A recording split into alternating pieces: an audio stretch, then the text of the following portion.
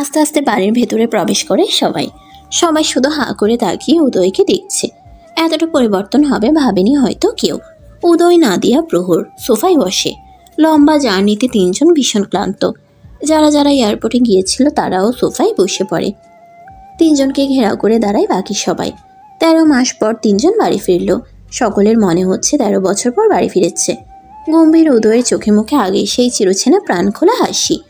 সকলের সাথে হাসি মুখে কথা বলছে। সকলের ভালো মন্দের খোঁজ খবর নেয়। কুশল বিনিময় শেষ হয়। প্রহর তাই ভাবির দিকে তাকিয়ে আবার সকলের দিকে তাকায়। তারপর আবার উদয়ের দিকে তাকায়। চোখে চোখে ইশারা করে কথা বলে দুই ভাই। প্রহর গলা খাকারি দিয়ে সকলের দৃষ্টি আকর্ষণ করে। তারপর ডান হাত উঁচু করে মুঠো করে ধরে মুখের সামনে মাইক্রোফোনের মতো করে। গাইস, আপনাদের সকলের জন্য একটা ধামাকাদার সারপ্রাইজ আছে। সবাই কপাল ভ্রু কুঁচকে নেয়। কিসের সারপ্রাইজ, তাও আবার ধামাকাদার? উষা কৌতূহলী হয়ে জিজ্ঞেস করে। কি সারপ্রাইজ ভাইয়া? বলছি তো, দাঁড়া একটু। দাঁড়িয়েই তো আছি। আমি যা বলছিলাম, আপনাদের সকলের জন্য জার্মানি থেকে গিফট নিয়ে এসেছি। কিন্তু আফসোসের বিষয় হচ্ছে এখন গিফটটা আপনাদের হাতে দিতে পারবো না। গিফট পাওয়ার জন্য আপনাদের দীর্ঘ একটা সময় অপেক্ষা করতে হবে। সারপ্রাইজটা বলে দেই, গিফট পরে নিয়ে নেবেন। প্রহরের কথা শুনে ছোট বড় সকলের কপালে ভাঁজ পড়ে কয়েকটা করে। ওর সব কথা সকলের মাথার উপর দিয়ে যাচ্ছে যেন। কি গিফট, কি সারপ্রাইজ বলবি তো? দাঁড়াও না মম, আমার কথা শেষ করতে তো দেবে। ব্রো চাইছিল গিফটটা নিজের হাতে নিয়ে এসে তোমাদের সকলের হাতে তুলে দিবে, সেজন্যই এখনো দেশে আসতে চাইনি। কিন্তু আমার এত দেরি সহ্য হয়নি, তাই জোর করে ধরে নিয়ে চলে এসেছি। কি বলতে চাইছিস ভালো করে বল, ঘুরিয়ে পেঁচিয়ে না বলে। এত অধৈর্য কেন তোমরা? কথা শেষ করতেই দাও না। যা বলছিলাম, তখন বললে না আমি নাচতে নাচতে লাফাতে লাফাতে কেন আসলাম। এখন তোমরাও নাচবে আর লাফাবে। কেন? আবার মাঝখানে কথা বলে। আমরা বাড়ি থেকে জার্মানি গেলাম 3 জন, কিন্তু ব্রো 4 জন হয়ে ফিরতে চাইছিল। কিন্তু আমি বললাম 3 জন এসেছি, 3 জনই ফিরবো। আরেকজন কোথায় পাবে? প্রহর রেগে তাকায় উষার দিকে। উষা শুকনো ঢোক গিলে মুখ বন্ধ করে নেয়, আর কথা বলবে না। কি গিফট, সারপ্রাইজের কথা বলছিস? ক্লিয়ার করে বল না। 2 মিনিটের কথা 10 মিনিটও বলতে পারছিস না? কিভাবে বলবো ড্যাড? আমার কথা শেষ হওয়ার আগেই তো তোমাদের মুখ খুলছো। পাশে সোফায় বসে থাকা প্রহরের ফুফাতো ভাই বলে। ব্রো, কি তোকে বিয়ে করিয়ে বউ নিয়ে আসতে চাইছিলি নাকি? তারপর 3 জন থেকে 4 জন হয়ে দেশে ফিরতি? মেয়ে পছন্দ করে রেখেছিস? এই খুশিতে তুই এভাবে নাচতেছিলি, আবার বাজারের মতো লাফাচ্ছিলি। মেয়েটা বাংলাদেশের নাকি জার্মানির? দেখতে কেমন রে? পরপর 3 জনের প্রশ্নে বিরক্ত হয় প্রভর। ওর কথা শেষ করতে না দিয়ে নিজেরাই বকবক করে যাচ্ছে তখন থেকে। উম্মেহানি চৌধুরী মলিন মুখে বলেন। তুই নিজে নিজে মেয়ে পছন্দ করিনি? আমাদের একবার বললিও না? বাংলাদেশে মেয়ের অভাব পড়ছে নাকি যে জার্মানি থেকে বউ নিয়ে আসতে হবে? আর আমার 14 গোষ্ঠীকে ছাড়া আমি বিয়ে করবো নাকি? আর তোদের মগজ কোথায়? মাথার খাপড়িটা খুলে এখানে রাখতো দেখি, ভেতরে কিছু আছে কি নেই। প্রহরের দাঁতে দাঁত চেপে বলা কথা শুনে কেউ আর কিছু বলে না। নাদিয়া মিটিমিটি হাসে। প্রহর বড় ভাইয়ের দিকে তাকায়। তোমার কথা শুনলেই ভালো হতো ব্রো। 5 মাস পর সারপ্রাইজ প্লাস গিফটটা নিয়ে এসে এদের মুখের উপরে ছুঁড়ে মারলেই ভালো হতো। উদয় সজোরে ভাইয়ের মাথায় চাটি মেরে বলে। শয়তান ছুঁড়ে ফেলে মারতে চাইছিস নাকি?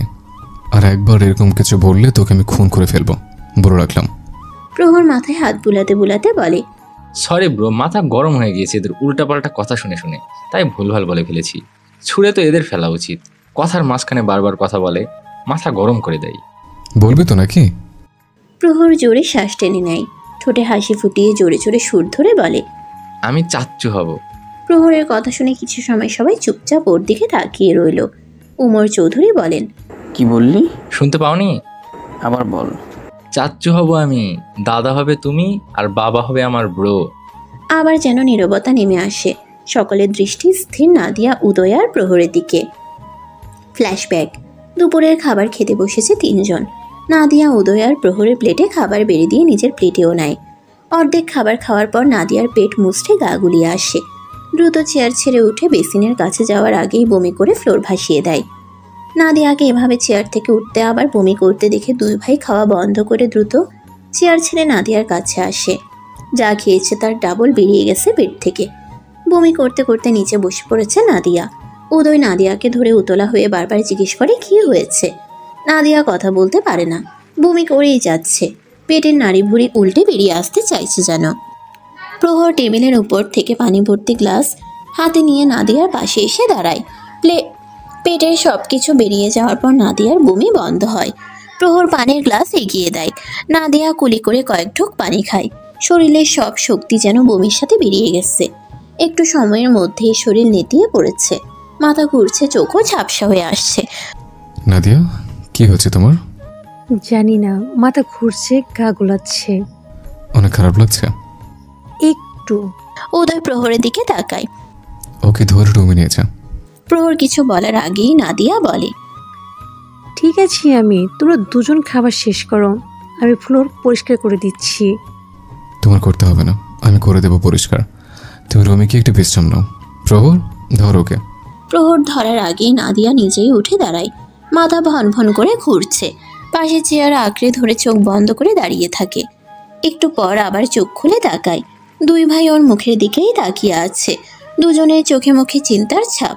উদয় এখনো ফ্লোরে বসে আছে, দুই পায়ে ভর করে। প্রহর পাশে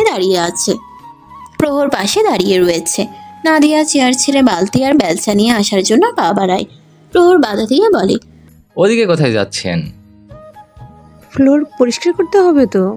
আমি করে দেব, আপনি বসুন চেয়ারে। বলে নাদিয়ার হাত ধরে টেনে চেয়ারে বসায়। উদয় নিজেও নিচ থেকে উঠে চেয়ারে বসে ছোট ভাইয়ের দিকে তাকিয়ে বলে, কি হলো ওর? ফুড পয়জনিং নাকি গ্যাসের সমস্যা? এইভাবে হঠাৎ বমি করলো কেন? প্রহর ভাবির মুখের দিকে তাকিয়ে থাকে। কয়েকদিন ধরেই খেয়াল করছে নাদিয়ার চোখ মুখের পরিবর্তন। জিজ্ঞেসও করেছিল কি হয়েছে। উত্তরে নাদিয়া বলেছিল কিছু হয়নি। প্রহর ভেবেছিল ফ্ল্যাটের সব কাজ একা একা করে, তাই হয়তো এমন দেখা যায়। কিন্তু এখন যেভাবে বমি করলো তাতে মনে হচ্ছে কিছু একটা হয়েছে। প্রহর নাদিয়াকে উঠতে না দিয়ে নিজেই ওর বমি পরিষ্কার করে। উদয় তাকিয়ে তাকিয়ে ছোট ভাইকে দেখে যায়। কয়েক মিনিটেই ফ্লোর ঝকঝকা করে দেয়। প্রহর জোর করে নাদিয়াকে রুমে পাঠিয়ে দেয় একটু বিশ্রাম নেওয়ার জন্য। খাবার না হয় একটু পরেই খাবে আবার। নাদিয়া চলে যেতেই তাকায় ভাইয়ের মুখের দিকে। চিন্তিত নয়নে তাকিয়ে আছে নাদিয়া যাওয়ার পানে। ওর ভাইয়ের রাতের ঘুম হারাম হলো আজকে। হাত ধুয়ে এসে চেয়ার টেনে বসে উদয়ের মুখোমুখি হয়ে ইতস্তত করে বলে, ব্রো, তোমাকে একটা কথা জিজ্ঞেস করব, মাইন্ড করবে না তো? তোর কোনো কথাই কোনোদিন মাইন্ড করেছে? বল, কি বলবি? প্রহর জিজ্ঞেস করতে যেও জড়তায় আটকে যায়। কিভাবে জিজ্ঞেস করবে? টেবিলের উপর থেকে নিজের ফোনটা হাতে নিয়ে কিছু টাইপ করে ভাইয়ের মুখের সামনে ধরে ফোন। উদয় মনোযোগ দিয়ে পড়ে লেখাগুলো। তারপর তাকায় ভাইয়ের মুখের দিকে। প্রহর ভ্রু নাচিয়ে জিজ্ঞেস করে। উদয় মাথা দুলিয়ে হ্যাঁ বলে। প্রহর চুপচাপ কিছু সময় ভাইয়ের মুখের দিকে তাকিয়ে থেকে মুচকি হেসে ওঠে। তারপর বসা থেকে উঠে দাঁড়ায়। নিজের রুমের দিকে এগিয়ে যেতে যেতে ভাইকে বলে, ভাবিকে বলো তৈরি হতে, হসপিটালে নিয়ে যাব। উদয় নিজেও চেয়ার ছেড়ে উঠে দাঁড়ায়। পাশ থেকে স্টিকটা নিয়ে রুমের দিকে এগিয়ে যায়। এখন সমান জায়গায় স্টিক ছাড়াই হাঁটতে পারে বেশ কয়েক কদম করে। রুমে এসে দেখে নাদিয়া শুয়ে আছে। এগিয়ে গিয়ে বসে নাদিয়ার শিওরে। উদয়ের আগমন টের পেয়ে চোখ খুলে ওর দিকে ফিরে তাকায় নাদিয়া। একটু সময়ের মধ্যেই চোখ মুখ শুকিয়ে ছোট হয়ে গেছে মেয়েটার। হাত বাড়িয়ে নাদিয়ার মাথায় হাত বুলিয়ে দেয়। তারপর গালে হাত রেখে বলে, এখনো মাথা ঘুরছে? কমেছে অনেক। হাঁটতে পারবে? কিছু লাগবে তোমার? বলেই উঠে বসে নাদিয়া।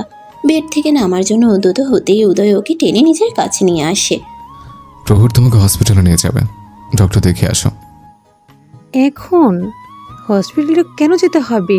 বেশি কিছু তো হয়নি, আর একটু সময়ের মধ্যে ঠিক হয়ে যাবে। ঠিক হওয়ার না হোক, ডক্টর দেখাতেই হবে। কয়েকদিন ধরে তোমার চোখ মুখের পরিবর্তন হয়েছে অনেক। জিজ্ঞেস করলে তো বলো না, শুধু এক কথা, কিছু হয়নি।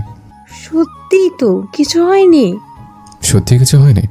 উদয়ের শান্ত স্বরে বলা শেষ বাক্যগুলো শুনে নাদিয়া মিনমিন করে বলে, কয়দিন ধরে খুব একটা ভালো লাগছে না, একটু একটু মাথা ঘোরায়, খেতে ইচ্ছে করে না, খেতে বসলেই পেট মোচড়ে ওঠে।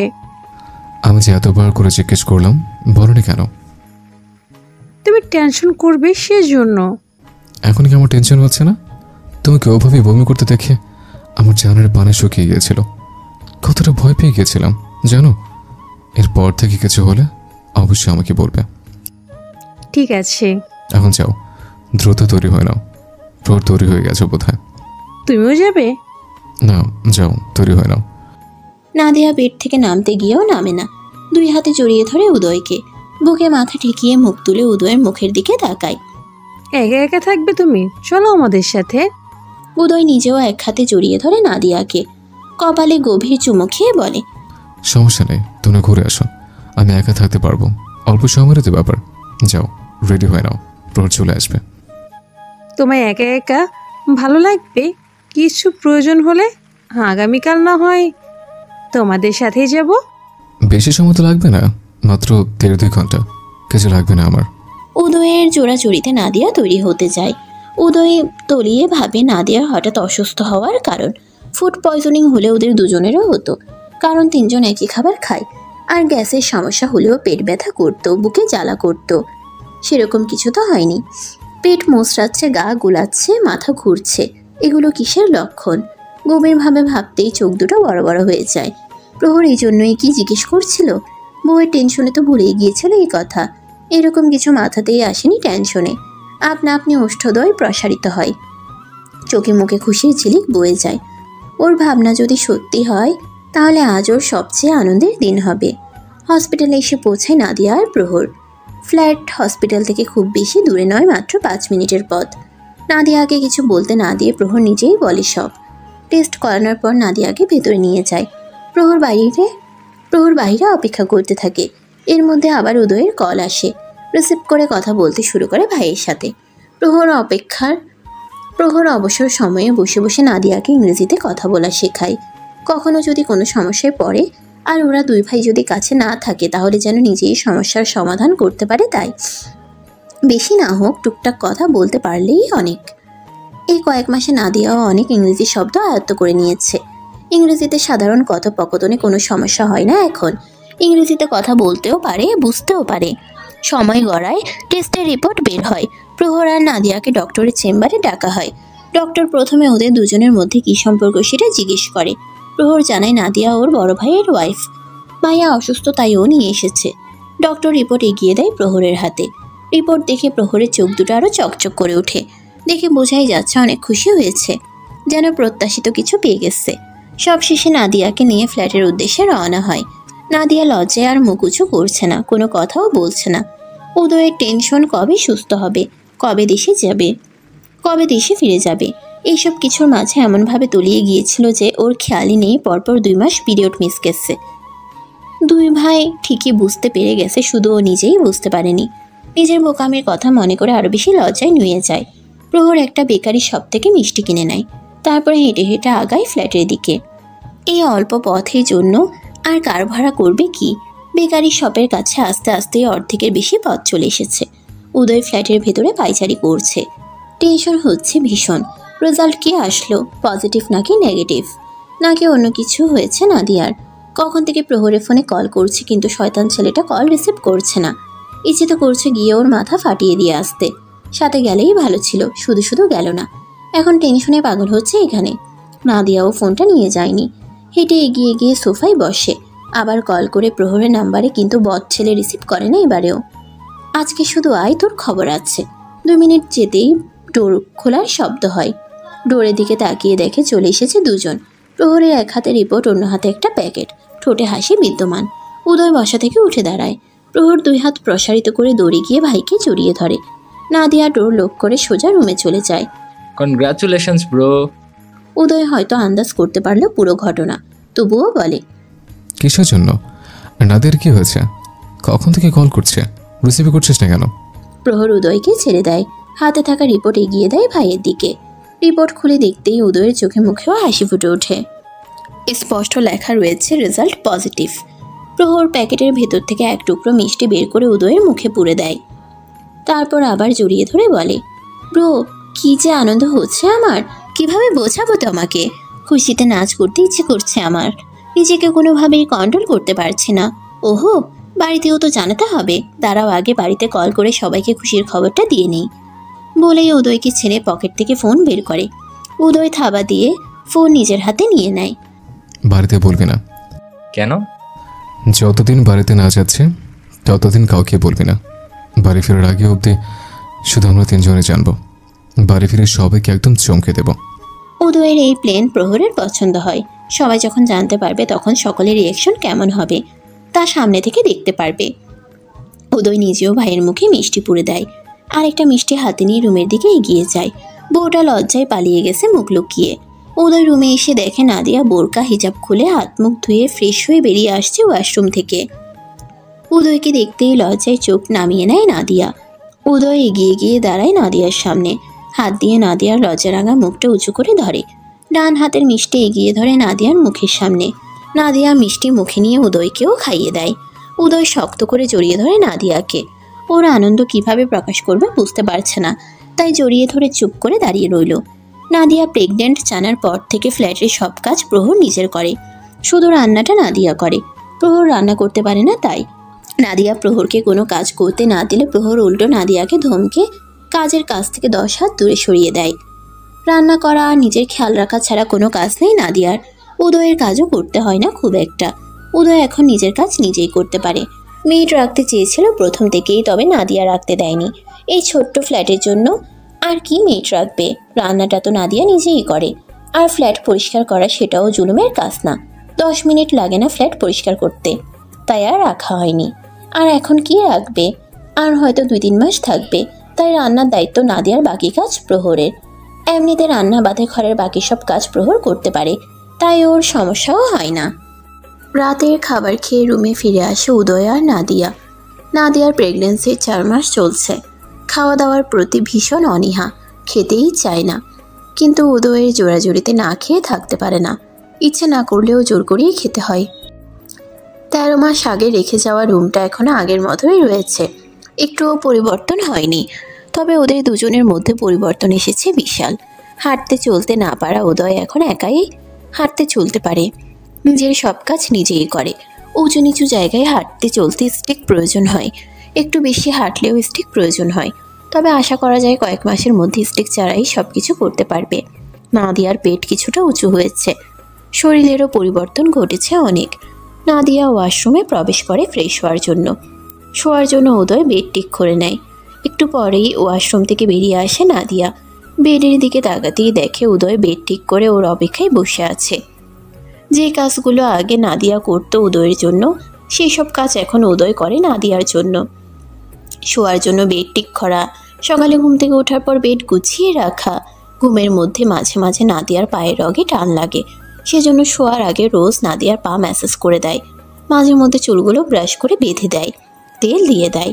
নাদিয়ার খাওয়া দাওয়ার প্রতি পুরো নজর রাখে, প্রায় সময় খাইয়ে দেয়। নাদিয়াও এখনও প্রায় সময় উদয়কে খাইয়ে দেয়। উদয়ের ডান পাটা এখনও ম্যাসাজ করতে হয় দিনে 2 বার। নাদিয়া চুলগুলো ব্রাশ করে বিনুনি করে নেয়, তারপর এগিয়ে আসে বেডের কাছে। পা সোজা করে উঠে বসো। আজকে করতে হবে না? কোনো না, শুনবো না, সোজা হয়ে উঠে বসো। নাদিয়া জানে এই জেদি লোক নিজের কথা থেকে নড়চড় হবে না, যা বলবে তা করবেই, তাই বেডে উঠে বসে 2 পা সোজা করে। উদয় নাদিয়ার প্লাজো উপরের দিকে তুলে নিয়ে ম্যাসাজ করতে শুরু করে। নাদিয়া তাকিয়ে থাকে উদয়ের মুখের দিকে, আর উদয় তাকিয়ে থাকে নাদিয়ার ধবধবে ফর্সা পায়ের দিকে। উদয় যখন ম্যাসাজ করে দেয় তখন নাদিয়ার পা দুটো লাল হয়ে যায়, যেন টোকা দিতেই রক্ত বেরিয়ে আসবে চামড়া ফেটে। 3 মাস ধরে প্রায় রাতে নাদিয়ার পায়ের রগে টান লাগে।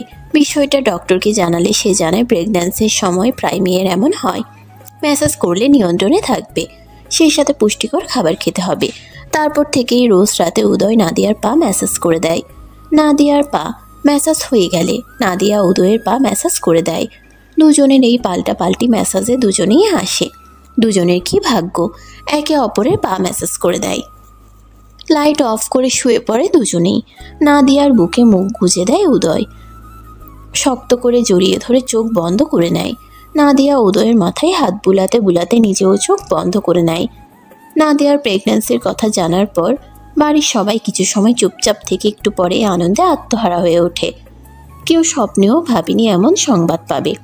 একসাথে দুটো খুশির সংবাদে আনন্দে 2 চোখ বেয়ে পানি গড়িয়ে পড়ে উম্মেহানি চৌধুরীর।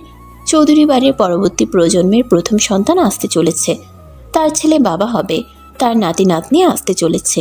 এর চেয়ে খুশির খবর আর কি হতে পারে? যে আশা তারা ছেড়িয়ে দিয়েছিল সেই আশা আজ পূরণ হয়েছে। ওমর চৌধুরী ছেলের হাস্যোজ্জ্বল মুখের দিকে তাকিয়ে থাকেন এক দৃষ্টিতে। ছেলেকে হাসতে দেখেই তার কলিজা ঠান্ডা হয়ে গেছে। তার প্রথম সন্তান, তার প্রথম ছেলেকে কত আদর যত্নে বড় করেছিলেন। ছেলের সব কিছুতেই সবসময় প্রশ্রয় দিয়েছেন। ছেলে যা বলেছে তাই করেছে। ছেলে যেই মেয়েকে পছন্দ করলো তার সাথেই বিয়ে ঠিক করলো, কিন্তু মেয়েটা ছেলেটার জীবন প্রায় ধ্বংস করে দিয়ে চলে গেল। তারপর থেকে তার আদরের ছেলেটা আর হাসেনি, বাড়ির কারোর সাথে কথা বলতো না, নিজের কাছে কাউকে ঘেঁষতে দিত না। কেউ ওর কাছে গেলেই চিৎকার করে উঠত, অল্পতেই রেগে যেত। কেমন বদ মেজাজে একরক্ষা জেদি খিটখিটে মেজাজের হয়ে গিয়েছিল। সবসময় একা একা থাকতো। প্রয়োজন ছাড়া ছোট ভাইটাকেও নিজের কাছে যেতে দিতে চাইতো না। বিয়ের কথা বললেই রাগারাগি করে খাওয়া দাওয়া বন্ধ করে দিত। একটা সময় পর মায়ের কথা রাখতে মায়ের জেদের কাছে হার মেনে নাদিয়াকে নিজের জীবনে নিয়ে আসলো। তারপর থেকে আস্তে আস্তে সব কিছু পরিবর্তন হলো। পরিবর্তন হতে হতে আজ এই অবধি। আজ সে নাদিয়ার কাছে ভীষণ কৃতজ্ঞ।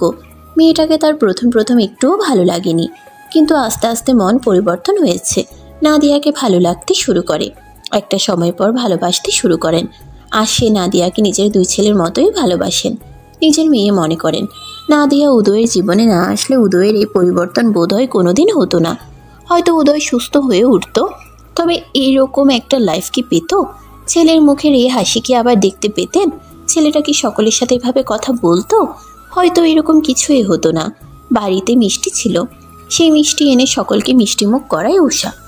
উম্মেহানি চৌধুরী নাদিয়ার পাশে এসে বসেন। মেয়েটাকে মন ভরে আদর করেন, জড়িয়ে ধরেন বুকের মাঝে। মাহারা মেয়েটা কোনোদিন মায়ের ভালোবাসা পায়নি। শাশুড়ি মায়ের ভালোবাসা পেতেই চোখ দুটো ছলছল করে ওঠে বরাবরের মতো। বাবার ভালোবাসাও পায়নি কোনোদিন, কিন্তু এখন ওর শ্বশুর বাবা ওকে মা বলে ডাকেন, অনেক ভালোবাসেন। ভাইয়ের ভালোবাসা তো দূরে থাক, ছোট ভাইয়ের হাতে প্রায় সময় মার খেতে হয়েছে। কিন্তু এই বাড়িতে আসার পর থেকে প্রহরের কাছে অনেক ভালোবাসা পেয়েছে নাদিয়া। মাঝে মধ্যে নাদিয়া ভুলেই যায় প্রহর ওর রক্তের কেউ না, ওর আপন ভাই না, ওর দেবর হয়।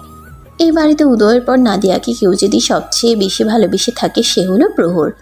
নিজের ছোট বোনের মতোই ভালোবাসে। কি করেনি নাদিয়ার জন্য। নাদিয়ার সৎ বোন নাদিয়াকে ভালো না বাসলেও কখনো খারাপ ব্যবহার করতো না। এই বাড়িতে আসার পর উষার কাছে ভালোবাসা না পেলেও উষার কাছে পেয়েছে অনেক। ফ্রেশ হওয়ার জন্য উদয় নাদিয়া আর প্রহরকে রুমে যেতে বলেন উম্মেহানি চৌধুরী। অনেকটা রাস্তা জার্নি করে এসেছে, ফ্রেশ হয়ে খাবার খেয়ে বিশ্রাম নেওয়া প্রয়োজন। সোফা থেকে উঠে দাঁড়ায় তিনজন। প্রহর দুটো সুটকেস হাতে নিয়ে এগিয়ে যায় সিঁড়ির দিকে। স্টিক হাতে আগায় উদয়, ওর সাথে সাথে আগায় নাদিয়া। বাকি একটা সুটকেস নিজের হাতে তুলে নেয় উষার হাজব্যান্ড সাদ্দাম হোসেন। দ্রুত পায়ে এগিয়ে যায় উদয়ের কাছে, চাপা স্বরে বলে, আস্তে হাঁট। হাঁটার গতি কমায় উদয়। নাদিয়া এগিয়ে যায় ওদের পেছনে ফেলে। উদয় ঘাড় ঘুরিয়ে সাদ্দামের দিকে তাকায়। ভাই তুই তো একবারে ছক্কা মেরে দিলি। ছক্কা না রে ভাই, সেঞ্চুরি। সেঞ্চুরি? Yeah bro. কিভাবে? তোর মোটা মাথায় ঢুকবে না। সাদ্দাম চোখ ছোট ছোট করে বলে, আমার মাথা মোটা তোকে কে বললো? আমি আগে থেকে জানি। কসু জানো তুমি? সরু চোখে তাকায় উদয়। যাই হোক ভাই, কনগ্রেচুলেশন। ধন্যবাদ। আমি যে কবে বাপ হব রে ভাই, আল্লাহ কবে আমার দিকে মুখ তুলে তাকাবে। বিয়ের প্রায় 4 বছর পেরিয়ে গেল। আমার বিয়ের এত পরে বিয়ে করে তুই বাপ হয়ে গেলি, আর আমরা এখনো 2জন থেকে 3জন হতে পারলাম না। ধৈর্য ধর ভাই, সময় হলে ঠিকই হবে ইনশাআল্লাহ। দোয়া করিস ভাই বেশি বেশি, আল্লাহ তাআলা যেন খুব দূরত্ব দিয়ে দেন। সবসময় করে। কথা বলতে বলতে নিজের রুমের সামনে চলে আসে উদয়। সাদ্দাম সুটকেসটা রুমের ভেতরে দিয়ে বাহির থেকেই চলে যায়, রুমে আর প্রবেশ করে না। সাদ্দাম উদয়ের স্কুল কলেজ লাইফের ফ্রেন্ড। ক্লাস 6 থেকে HSC পর্যন্ত একসাথেই পড়াশোনা করেছে। উদয়ের মাঝে মধ্যে এই বাড়িতে আসতে লাগে, উদয়ের সাথে মাঝে মধ্যে এই বাড়িতে আসতো আগে। তখন থেকেই উষাকে পছন্দ করত। আস্তে আস্তে দুজনের মধ্যে প্রণয়ের সম্পর্ক গড়ে ওঠে। দুজনের মধ্যে প্রণয় থাকলেও বিয়েটা পারিবারিকভাবেই হয়েছে। মাঝখানে আরও 1 মাস পেরিয়ে যায়।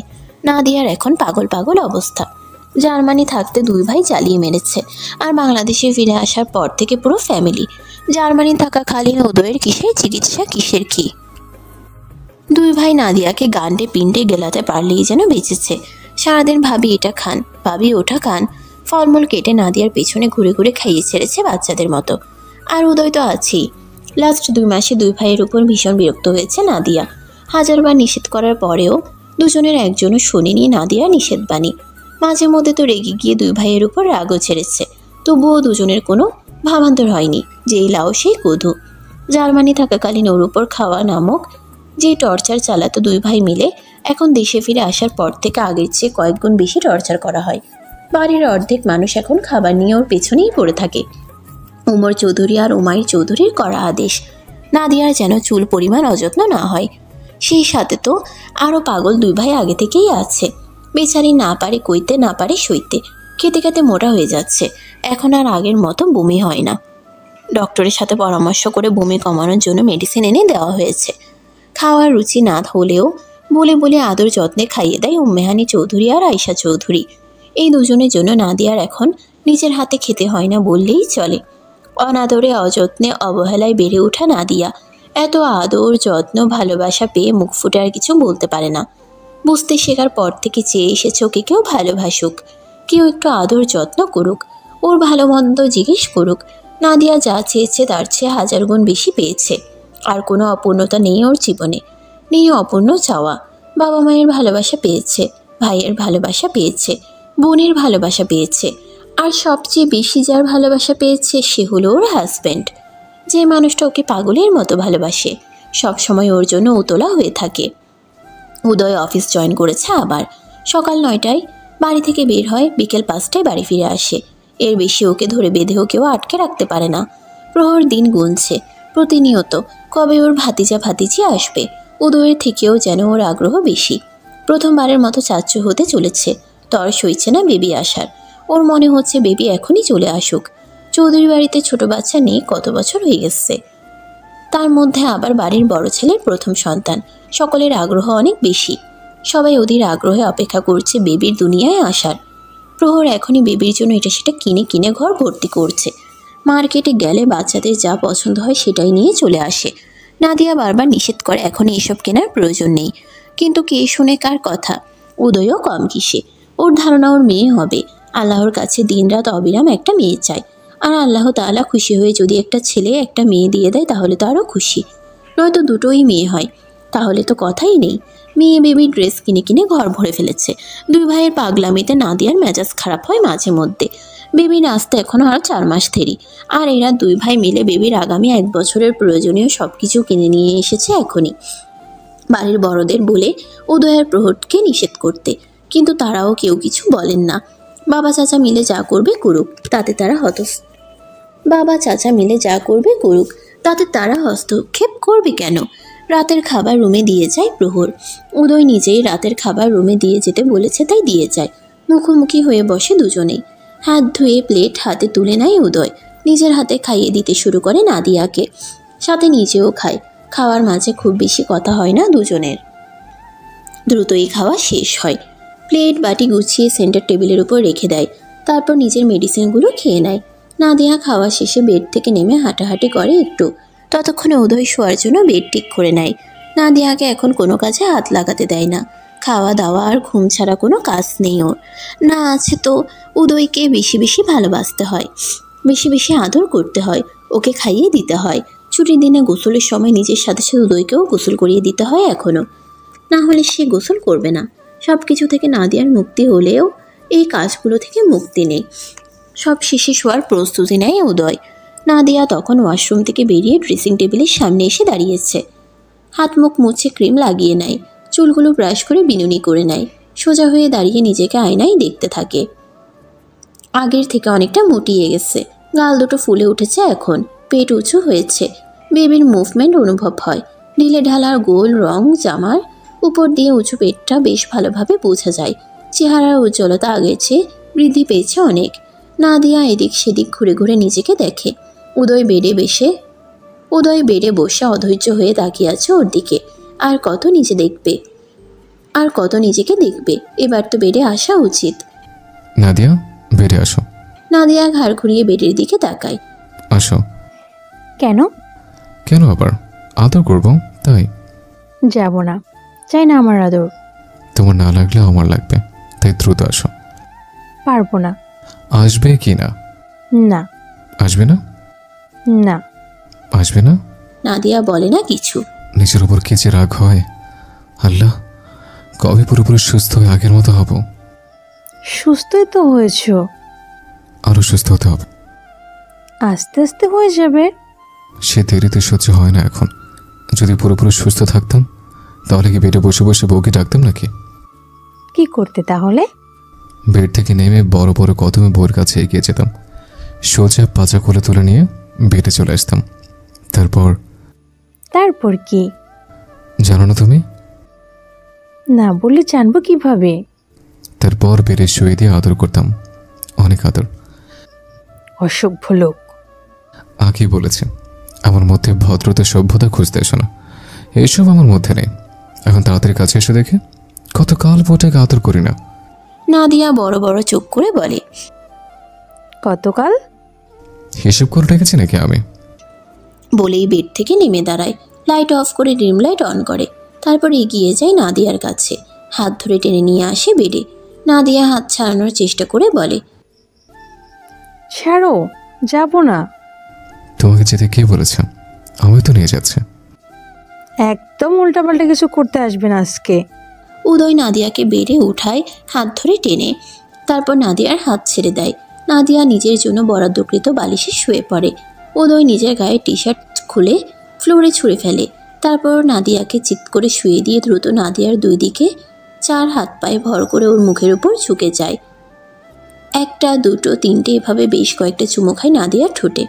নাদিয়া উদয়ের বুকে হাত রেখে ধাক্কা দিয়ে সরিয়ে দেওয়ার চেষ্টা করে বলে, সরো বলছি উপর থেকে। উল্টাপাল্টা কিছু করবো না তো বউ, জাস্ট একটু আদর করবো। শুধু মুখেই বলো একটু একটু, কিন্তু তোমার তো একটুতে হয় না। সেই রাত থেকে জ্বালিয়ে মারছো, সরো।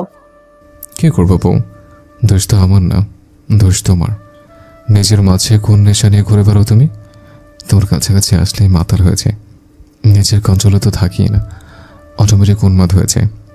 নাদিয়া কিছু বলার জন্য মুখ খুলবে তার আগেই উদয় নিজের ওষ্ঠ দ্বারা চেপে ধরে নাদিয়ার ওষ্ঠদ্বয়। পুনরায় মিলিত হয় দুজন, ভালোবাসার সাগরে ডুবে যায় আবারও। আরও একটি রাত সাক্ষী হয় দুজনের ভালোবাসার। 6 মাস হওয়ার পর উদয় আর উম্মেহানে চৌধুরী নাদিয়াকে হসপিটালে নিয়ে আসে চেক আপ করানোর জন্য। জার্মানিতেও 2 বার চেক আপ করিয়েছিল। ভিড় দেখে ওয়েট করতে থাকে 3 জন। ওদের সিরিয়াল আসতে দেরি আছে। উম্মেহানি চৌধুরী একটা চেয়ারে বসেন। নাদিয়াকে বসতে বললে নাদিয়া বসে না। এতক্ষণ কারে বসে থেকে এসে এখন আর বসতে ইচ্ছে করছে না, তাই দাঁড়িয়ে আছে এক পাশে। ওর পাশেই দাঁড়িয়ে আছে উদয়। উদয়ের হাতের মুঠোয় নাদিয়ার এক হাত, অন্য হাতে স্টিক রয়েছে। নাদিয়া এদিক সেদিক তাকায়, তখন ওর নজর আটকায় সারিবদ্ধভাবে রাখা চেয়ারে বসে থাকা এক রমণীর দিকে। মেয়েটাকে ওর ভীষণ পরিচিত পরিচিত লাগছে, আগে দেখেছি কোথাও। মস্তিষ্কে প্রেশার দিতেই স্মরণ হয়, আরে এটা তো ওই মেয়েটা, কি যেন নাম? ও হ্যাঁ, জারা। জারার আগাগোড়া পরখ করে দেখে নেয় নাদিয়া। তারপর তাকায় উদয়ের মুখের দিকে। উদয় ফ্লোরের দিকে তাকিয়ে আছে, আশেপাশে কি হচ্ছে সেদিকে নজর নেই। নাদিয়া উদয়ের হাত ধরে ঝাঁকি দেয়, ওইদিকে দেখো। উদয় নিচ থেকে চোখ সরিয়ে নাদিয়ার মুখের দিকে তাকায়। কি দেখবো? আমাকে না, ওই চেয়ারের দিকে তাকাও। নাদিয়ার দেখিয়ে দেওয়া চেয়ারের দিকে তাকায় উদয়। সাথে সাথেই চোয়াল শক্ত হয়, রাগ হলেও নিজেকে কন্ট্রোল করে নেয়। চেয়ারের দিক থেকে চোখ সরিয়ে নাদিয়ার দিকে তাকায়। ওই ফালতু নোংরা ডাস্টবিন দেখার জন্য কেন ডাকছো আমাকে? ওইদিকে তাকালে দৃষ্টি নোংরা অপরিষ্কার হয়ে যাবে, বুঝছো? তাকাবো না ওইদিকে। ভালোভাবে তো দেখো। দেখেছি। দেখোনি তুমি? ওর অমন দশা হয়েছে কিভাবে? আমি কিভাবে বলবো? নেশা করে বোধহয় ড্রাইভ করছিল, তা অ্যাক্সিডেন্ট হয়ে গেছে। এখন চলো এখান থেকে, ওই নোংরা মহিলার ছায়া যেন আমার বউ বাচ্চার আশেপাশে না পড়ে। অ্যাক্সিডেন্ট হয়নি, অন্য কিছু হয়েছে। অ্যাক্সিডেন্ট হলে এমন হয় নাকি? উদয় আবার তাকায় জারার দিকে, চোখ মুখ ফুলে কালশিটে দাগ পড়ে গেছে। মনে হচ্ছে কেউ যেন জোরে জোরে চেহারায় পাঞ্চ করেছে কয়েকবার। ঠোঁটেও আঘাতের চিহ্ন রয়েছে। বাম পায়ে হাঁটু থেকে গোড়ালি পর্যন্ত প্লাস্টার করা। ডান হাতেও কয়েক জায়গায় ব্যান্ডেজ বাঁধা, কপালেও ব্যান্ডেজ আছে। এক মনে তাকিয়ে আছে সামনের দিকে, কাকে দেখছে কে জানে, হয়তো গভীর মনোযোগ দিয়ে কিছু ভাবছে। জারাকে দেখে মনে হচ্ছে কেউ যেন উত্তম মধ্যম দিয়েছে। শর্ট স্লিপ হওয়া বাম হাতের ডান হাতের আঘাতের চিহ্নগুলো স্পষ্ট দেখা যাচ্ছে। উদয় আশেপাশে নজর বোলায়, জারার হাজবেন্ড ইমন কোথায়, ওর বাচ্চাই বা কোথায়? জারার ফ্যামিলির কাউকেই তো দেখতে পাচ্ছে না। যারা একাই এসেছে নাকি হসপিটালে। একাই আসুক আর 14 গোষ্ঠী নিয়ে আসুক, তাতে ওর কিছু যায় আসে না। নাদিয়াকে টেনে নিয়ে সরে যায় অন্যদিকে। এই মেয়ের অশুভ নোংরা ছায়া ওর জীবনে আর প্রভাব না ফেলুক। নাদিয়ার চেক আপ করিয়ে বেরিয়ে আসে নাদিয়া, উদয়। বেবি আর নাদিয়া একদম সুস্থ আছে, কোনো সমস্যা নেই। ডক্টরের ভাষ্য মতে নাদিয়ার নর্মাল ডেলিভারিতেই বেবি হবে, কোনো রিস্ক নেই। শুধু ঠিকমতো খাওয়া দাওয়া আর নিজের যত্ন নিতে হবে, সেই সাথে দেখে শুনে হাঁটাচলা করতে হবে। বাইরে উম্মেহানি চৌধুরী অপেক্ষা করছিলেন এতক্ষণ ধরে। 3 জন হসপিটাল থেকে বেরোনোর উদ্দেশ্যে আগায়। উম্মেহানি চৌধুরীর চোখ আটকায় চেয়ারে বসে থাকা জারার দিকে। মাথা কপাল সহ ব্যান্ডেজে বাঁধা, পায়ে প্লাস্টার করা, হাতেও ব্যান্ডেজ, চোখে মুখে হাতে আঘাতের চিহ্ন। পাশেই বসে আছে ওর হাজব্যান্ড। দেখে মনে হচ্ছে রেগিয়ে আছে ছেলেটা। কোনো কিছু নিয়ে চাপার আগিস্বরে কথা বলছে জারার সাথে।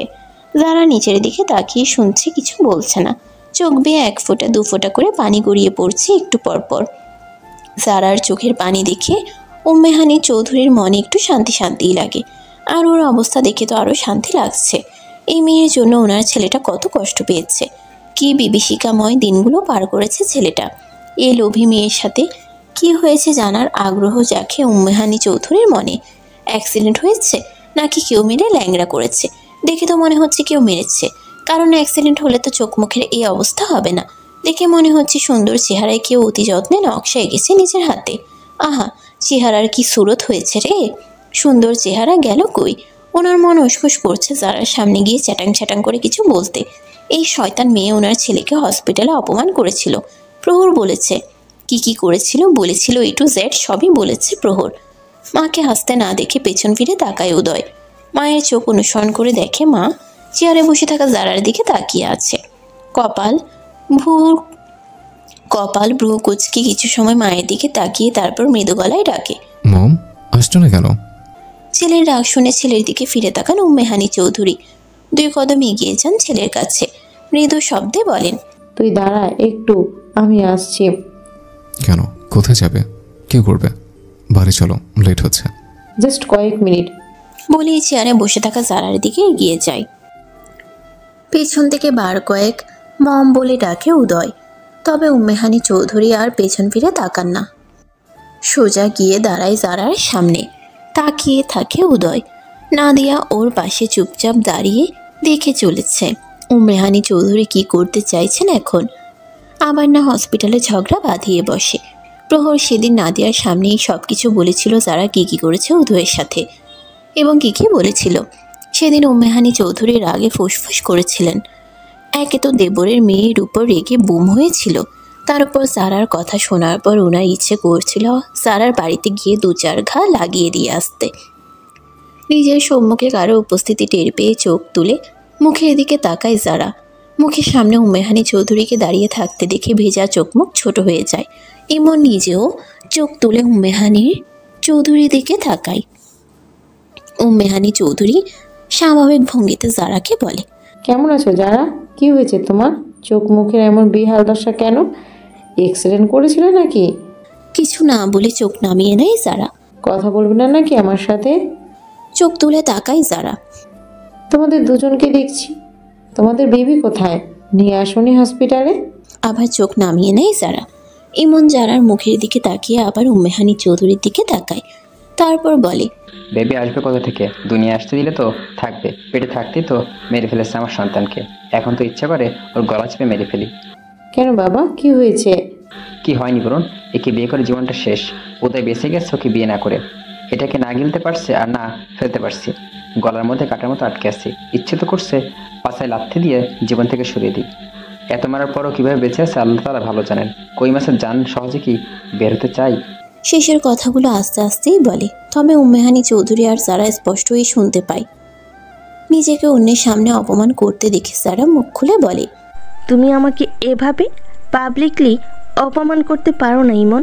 শুধু আমার দোষ দিচ্ছ যে। তুমি নিজে কি নিজে ধোয়া তুলসী পাতা নাকি? একদম কথা বলবেন নষ্ট মহিলা, তোর জিব্বা টেনে ছিঁড়ে ফেলবো কিন্তু। তোকে বিয়ে করে নিজের হাতে জীবনটা নষ্ট করেছি আমি। কোনো শয়তান যে আমার ঘাড়ে উঠে বসছিল যে তোর মতো বড় শয়তানকে বিয়ে করলাম। তোকে কম ভালোবেসেছিলাম, কিন্তু তুই কী করছিস আমার সাথে? আমার খেয়ে আমার পরে আমার টাকায় ফুটতে করেছি, অন্য বেডে গরম করছিস দিনের পর দিন। শেষের কথাগুলো শুনে উম্মেহানি চৌধুরীর মনে হলো ওনার কানে কেউ যেন গরম সীসা ঢেলে দিয়েছে। ইমন উম্মেহানি চৌধুরীর দিকে তাকিয়ে বলে, এই সন্তান মহিলা আমার 2 সন্তানকে খুন করছে, আমার টাকা খেয়ে পরে অন্যকে সঙ্গ দিয়েছে। দিনের পর দিন আমি তার টের পাইনি কিছুই। উদয়ের সাথে রিলেশন থাকা অবস্থায় 3বার অ্যাবর্শন করেছিল। এতবার অ্যাবর্শন করার পরেও এই মহিলা কীভাবে বেঁচে আছে, সুস্থ আছে, সেটি আশ্চর্যের বিষয়। কচ্ছপের থেকেও এর আয়ু দীর্ঘ আর শক্ত বোধ হয়।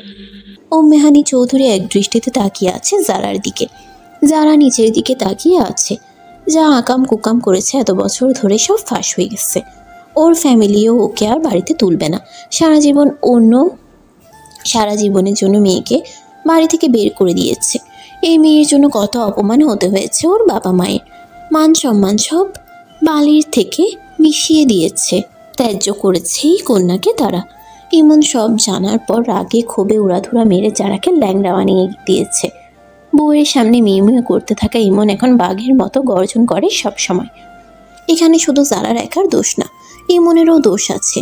ইমন নিজেই বউকে নিয়ে বিভিন্ন পাবে, বারে, নাইট ক্লাবে ঘুরে বেরিয়েছে। বিভিন্ন ছেলেদের সাথে মেশার সুযোগ করে দিয়েছে। যারা রূপ সৌন্দর্য দেখে এতই পাগল হয়ে গেছিল যে বউ যা যা বলেছে তাই করেছে চোখ বন্ধ করে। ইমন যে ধোয়া তুলসী পাতা তাও না।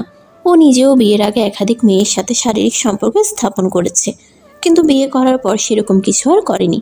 তবে সুন্দরী মেয়ে দেখলে কুনজর ঠিকই দিত। উম্মেহানি চৌধুরী একবার যারা তো আরেকবার ইমনের দিকে তাকায়। উদয় কি কোনোভাবে যারার সব কিছু জেনে গিয়েছিল? সেজন্যই কি দ্বিতীয়বার যারার মুখ দেখতে চায়নি? যারা উদয়ের কাছ থেকে চলে যাওয়ার পর সবাই যখন যারাকে বুঝিয়ে সুঝিয়ে আবার উদয়ের জীবনে নিয়ে আসতে চাইছিল, তখন উদয় কি এ কারণেই বলেছিল ওকে চায় না আমার লাইফে, ওর মুখটাও দেখতে চায় না। আজকের পর থেকে ওর নাম উচ্চারণ করবে না আমার সামনে। উদয়ের রাগী স্বরে বলা কথাগুলো শুনে কেউ আর যারাকে ওর জীবনে ফিরিয়ে আনার চেষ্টা করেনি। সে রাতেই উদয়ের অ্যাটাক হয় আর তার দেশ বয়ে বেড়াতে হলো এতগুলো দিন। বেশি আঘাত পেয়ে কি ছেলেটার ওই অবস্থা হয়েছিল? যারার সাথে সম্পর্কে থাকা অবস্থায় যারার নাম শুনলেই উদয়ের ঠোঁটের কোণে মিষ্টি হাসির রেখা দেখা যেত। যখন যারা যা বলতো তাই করত। যারার প্রতি ছিল সীমাহীন বিশ্বাস আর ভালোবাসা। কিন্তু সেই বিশ্বাস ভালোবাসা সেদিন হসপিটালের কেবিনে কয়েক সেকেন্ডের মধ্যে ঘৃণায় রূপ নেয়। সবাই ভেবেছিল যারা উদয়কে ছেড়ে চলে যাওয়ায় উদয়ের অ্যাটাক হয়েছিল, কিন্তু অ্যাটাক হয়েছিল তো যারার বিশ্বাসঘাতকতা সহ্য করতে না পেরে। যাকে নিজের সর্বস্ব দিয়ে ভালোবাসলো তার বিশ্বাসঘাতকতা কিছুতেই মেনে নিতে পারছিল না উদয়। তাই তো সেদিন দ্বিতীয়বারের মতো মরণের দোরগোড়ায় পৌঁছে গিয়েছিল। ভাগ্য ভালো হওয়ায় বেঁচে গিয়েছিল সেবারেও। যারার বিশ্বাসঘাতকতার কারণেই কি উদয় মেয়ে মানুষ পছন্দ করতো না? যারার কাছ থেকে বিশ্বাসঘাতকতার শিকার হয়ে সকল নারীদের উপর থেকে বিশ্বাস উঠে গিয়েছিল, বেঁচে থাকার ইচ্ছে হারিয়ে ফেলেছিল। যারার সামনে দাঁড়িয়ে থাকতেও উম্মেহানি চৌধুরীর গা ঘিন ঘিন করছে। একটা মেয়ে এতটা নোংরা কিভাবে হতে পারে? এরকম ঘটনা যেন আজকাল কমন বিষয়। আজকালের অনেক মেয়েদের কাছে এসব পুতুল খেলার মতো। যখন যাকে পছন্দ হয় তখন তার সাথেই খেলায় মেতে ওঠে। তাদের হালাল সম্পর্ক, হালাল জিনিস কোনো কিছুই পছন্দ নয়। তাদের হারাম সম্পর্ক বা যাই হোক না কেন সেসবই বেশি পছন্দের। হারামের দিকে তাদের ঝোঁক বেশি। তাই তো হালালকে পেছনে ফেলে হারামের পিছনে ছুটে চলে। তার ছেলেটা আগেই এই মেয়ের হাত থেকে বেঁচে গেছে, এতেই আলহামদুলিল্লাহ। আল্লাহ তাআলা যা করেন অবশ্যই বান্দার ভালোর জন্যই করেন। উম্মেহানি চৌধুরী আর 1 মিনিটও দাঁড়ায় না। যা করতে এসেছিল তা না করেই চলে যাওয়ার জন্য ঘুরে দাঁড়ায়। ঘুরতেই দেখে উদয় নাদিয়ার হাত ধরে ওনার পাশেই দাঁড়িয়ে আছে। এখানে কখন চলে আসলো ওরা? ভাবনার সাগরে এতটাই ডুবেছিলেন যে বুঝতেই পারেননি ওরা দুজন পাশে এসে দাঁড়িয়েছে। যারা এমন ওদের দুজনের দিকে তাকায়। নাদিয়ার গায়ের গরম দেখেই বোঝা যাচ্ছে ও প্রেগনেন্ট। বোরকা হিজাবের আড়ালে সব ঢাকা পড়লেও উঁচু পেটটা স্পষ্ট। উদয়ও নিজের পায়ে দাঁড়িয়ে আছে। এক হাতের মুঠোয় বউয়ের হাত, অন্য হাতে স্টিক। দেখতে আগের চেয়ে কয়েক গুণ বেশি হ্যান্ডসাম লাগছে। বয়স বাড়ার সাথে সাথে সৌন্দর্য বৃদ্ধি পাচ্ছে যেন। উদয়ের দিকে চোখ আটকে থাকে যারার। ওর তাকানো দেখে মনে হচ্ছে পৃথিবীর সবচেয়ে সুদর্শন পুরুষ মানুষটা ওর সামনে দাঁড়িয়ে আছে। অনেকগুলো দিন পর আজ উদয়কে আবারও মনে পড়ে। মম, এই দুর্গন্ধের মধ্যে কিভাবে দাঁড়িয়ে আছো? শরীর খারাপ করবে কিন্তু। তাড়াতাড়ি চলো এখান থেকে। চল, সত্যি সত্যি শরীর খারাপ লাগছে আমার। অনেকগুলো দিন পর আজ উদয়কে আবারও মনে ধরে। পায়ে পা মিলিয়ে বাহিরের দিকে এগিয়ে যায় তিনজন। উদয়ের হাঁটতে খুব বেশি সমস্যা হচ্ছে না। বউয়ের হাত ধরে কি সুন্দর হেঁটে এগিয়ে যাচ্ছে। যারা আজ বুঝতে পারছে জীবনে কত বড় ভুল করেছে। হীরা রেখে মরিচিকা আর কাচের পেছনে ছুটে বেরিয়েছে এতকাল। এত কিছুর পরেও উদয় আজ হ্যাপি আছে। যারা যখন উদয়ের চোখ মুখের দিকে তাকিয়েছিল তখন স্পষ্ট দেখেছে উদয়ের চোখে মুখে তৃপ্তির হাসি। সে হাসি কিসের জন্য ছিল যারা জানেনি। লাইফে হ্যাপি আছে সেই জন্য, নাকি যারার বর্তমান অবস্থা দেখে উদয় যেন নিজের হাসি দ্বারা উপহাস করে গেল যারার। একদিন উদয়কে অপমান করেছিল ল্যাংড়া বলে, কিন্তু সময়ের ব্যবধানে আজ সে নিজেই ল্যাংড়া হয়ে গেছে। অন্যের সাহায্য ছাড়া হাঁটতে চলতে পারে না। সারা জীবনের জন্য মা হওয়ার ক্ষমতাও হারিয়ে ফেলেছে। ইমনও ওকে আর রাখবে না বোধ হয়। খুব শীঘ্রই হয়তো ডিভোর্স দিয়ে দেবে, নয়তো সারা জীবন কাজের বুয়া বানিয়ে রাখবে, আর সেভাবেই ট্রিট করবে। সময় এবং প্রকৃতি আজ উদয়ের হয়ে যেন এরাই প্রতিশোধ নিয়ে নিয়েছে। কয়েকদিনের মধ্যে ইমন দ্বিতীয় বিয়ে করবে। মেয়েও পছন্দ করা শেষ। তখন ওর জায়গা হবে হয়তো বেডরুম থেকে স্টোররুমে। নিজের ভবিষ্যতের কথা স্মরণ হতেই আবার চোখ দিয়ে পানি বেরিয়ে আসে। কি থেকে কি হয়ে গেল। সাজানো গোছানো জীবনটা মুহূর্তেই এলোমেলো হয়ে গেছে। কথায় কথায় ইমন গায়ে হাত তোলে এখন। মেরে মেরে আত্মরা বানিয়ে ফেলেছে, তাতেও ক্ষান্ত হয় না। মরার উপর খাড়ার ঘা দেওয়ার জন্য সবসময় প্রস্তুত থাকে। ছোট্ট একটা ভুল সব শেষ করে দিল। নিজের মতোই নিজের হাতেই নিজের এই জীবন ধ্বংসের দ্বার প্রান্তে নিয়ে এসেছে। বাবা মা ভাই বোনের দরজা সারা জীবনের জন্য বন্ধ হয়ে গেছে। সুস্থ না হওয়া পর্যন্ত ইমনের কাছেই থাকতে হবে। সুস্থ হওয়ার পর কিছু একটা ব্যবস্থা করা যাবে। বাড়ি ফেরার পর দুজনেই ফ্রেশ হয়ে নেয়। ক্লান্ত শরীর নিয়ে বেডে গিয়ে হেলান দিয়ে আতশোয়া হয়ে বসে নাদিয়া। উদয় নিচে গেল হয়তো নাদিয়ার জন্য খাবার নিয়ে আসবে। অন্য কোনোভাবে তো টর্চার করতে পারে না, তাই খাবার খাইয়ে খাইয়ে টর্চার করে বোধ হয়। যেই নাদিয়া আগে খাবার খাওয়ার জন্য চাতক পাখির মতো মায়ের মুখের দিকে তাকিয়ে থাকতো, সেই নাদিয়া এখন খাবার না খাওয়ার জন্য বায়না ধরে। আগে চাইতো একটু বিশ্রাম নিতে, কিছু সময় বসে জিরিয়ে নিতে, কিন্তু পারত না। আর এখন কাজ করতে চেয়েও করতে পারে না। কাজের দিকে হাত বাড়ালেই বাড়ির সবাই রে রে করে তেড়ে আসে ওর দিকে। নিজের হাত পায়ের দিকে তাকালে চিনতে পারে না। খসখসে রুক্ষ শুষ্ক ট্যান পড়ে থাকা মলিন হাত পা এখন চকচকে নরম তুলতুলে। হাত পায়ের নখগুলো কি সুন্দর দেখতে লাগে এখন। সযত্নে হাত পায়ের নখ কেটে দেয় উদয়। উদয়ের এইসব পাগলামি নাদিয়ার কাছে স্বর্গ সুখের মতো লাগে। রুক্ষ শুষ্ক ফ্রিজি কার্লি উস্কো খুস্কো চুলগুলো এখন সিল্কি শাইনি। নাদিয়া নিজের চুল দেখে নিজেই প্রেমে পড়ে যায়। নাদিয়া এখন কেশবতী, রূপবতী, মায়াবতী, গুণবতী, সেই সঙ্গে ভাগ্যবতী। নিজের ভাগ্য দেখে নাদিয়া নিজেই অবাক না হয়ে পারে না। আজ পাড়া গায়ের নাদিয়া শহরের বড় বিজনেসম্যানের বড় ছেলের বউ। যেখানে বাবার বাড়িতে ছিল চাকরানি, সেখানে এখন শ্বশুর বাড়িতে রাজরানী। রানীর হালে তার দিন কেটে যায়। যেখানে সারা বছর মিলিয়ে 2000 টাকার ড্রেস পরতে পারত না, সেখানে এখন ওর একটা ড্রেসের দাম কয়েক হাজার টাকা। একটা ড্রেস 2 মাসের বেশি পরতে পারে না। উদয় 2 মাসও পরতে দিতে চায় না, নাদিয়াই জোর করে পরে। 100 টাকার দামের এক জোড়া কানে দুল পরতে পারেনি কখনো। এখন ওর কাছে লাখ লাখ টাকার স্বর্ণের আর ডায়মন্ডের জুয়েলারি আছে। ওর এক একটা শাড়ির দাম 10,000 থেকে শুরু করে 40-50 হাজার টাকা পর্যন্ত। নাদিয়ার মনে হয় ও লম্বা একটা ঘুম দিয়েছে, আর সেই ঘুমিয়ে স্বপ্নে দেখছে এইসব কিছু। রুমে প্রবেশ ঘটে উদয়ের। 2 হাতে 2টো প্লেট। সোজা এসে প্লেট দুটো বেডের উপর রাখে। নাদিয়া প্লেটের দিকে তাকায়। একটাতে ফ্রুটস, অন্যটাতে হালকা খাবার। এখন বসে বসে এসব ওকে গেলাবে। পা গুটিয়ে বসো। নাদিয়া পা গুটিয়ে বলে, এত খাবার খেতে পারবো না আমি। উদয় বেডে বসে বলে, খেতে হবে। ডক্টর কি বললো মনে নেই? এমনিতেই পাগল, এই ডক্টররা আরো পাগল বানিয়ে দেবে। একটা মানুষ দিনে কতবার খেতে পারে? আমি তো মানুষ নাকি? খাওয়ার জন্য পেটে জায়গা তো থাকতে হবে, তাই না? মানুষ দুজন, খাবার তো ডবল ডবল খেতেই হবে। ডবল? ডবল না, তুমি আর আমার আম্মা যান, দুজনই তো।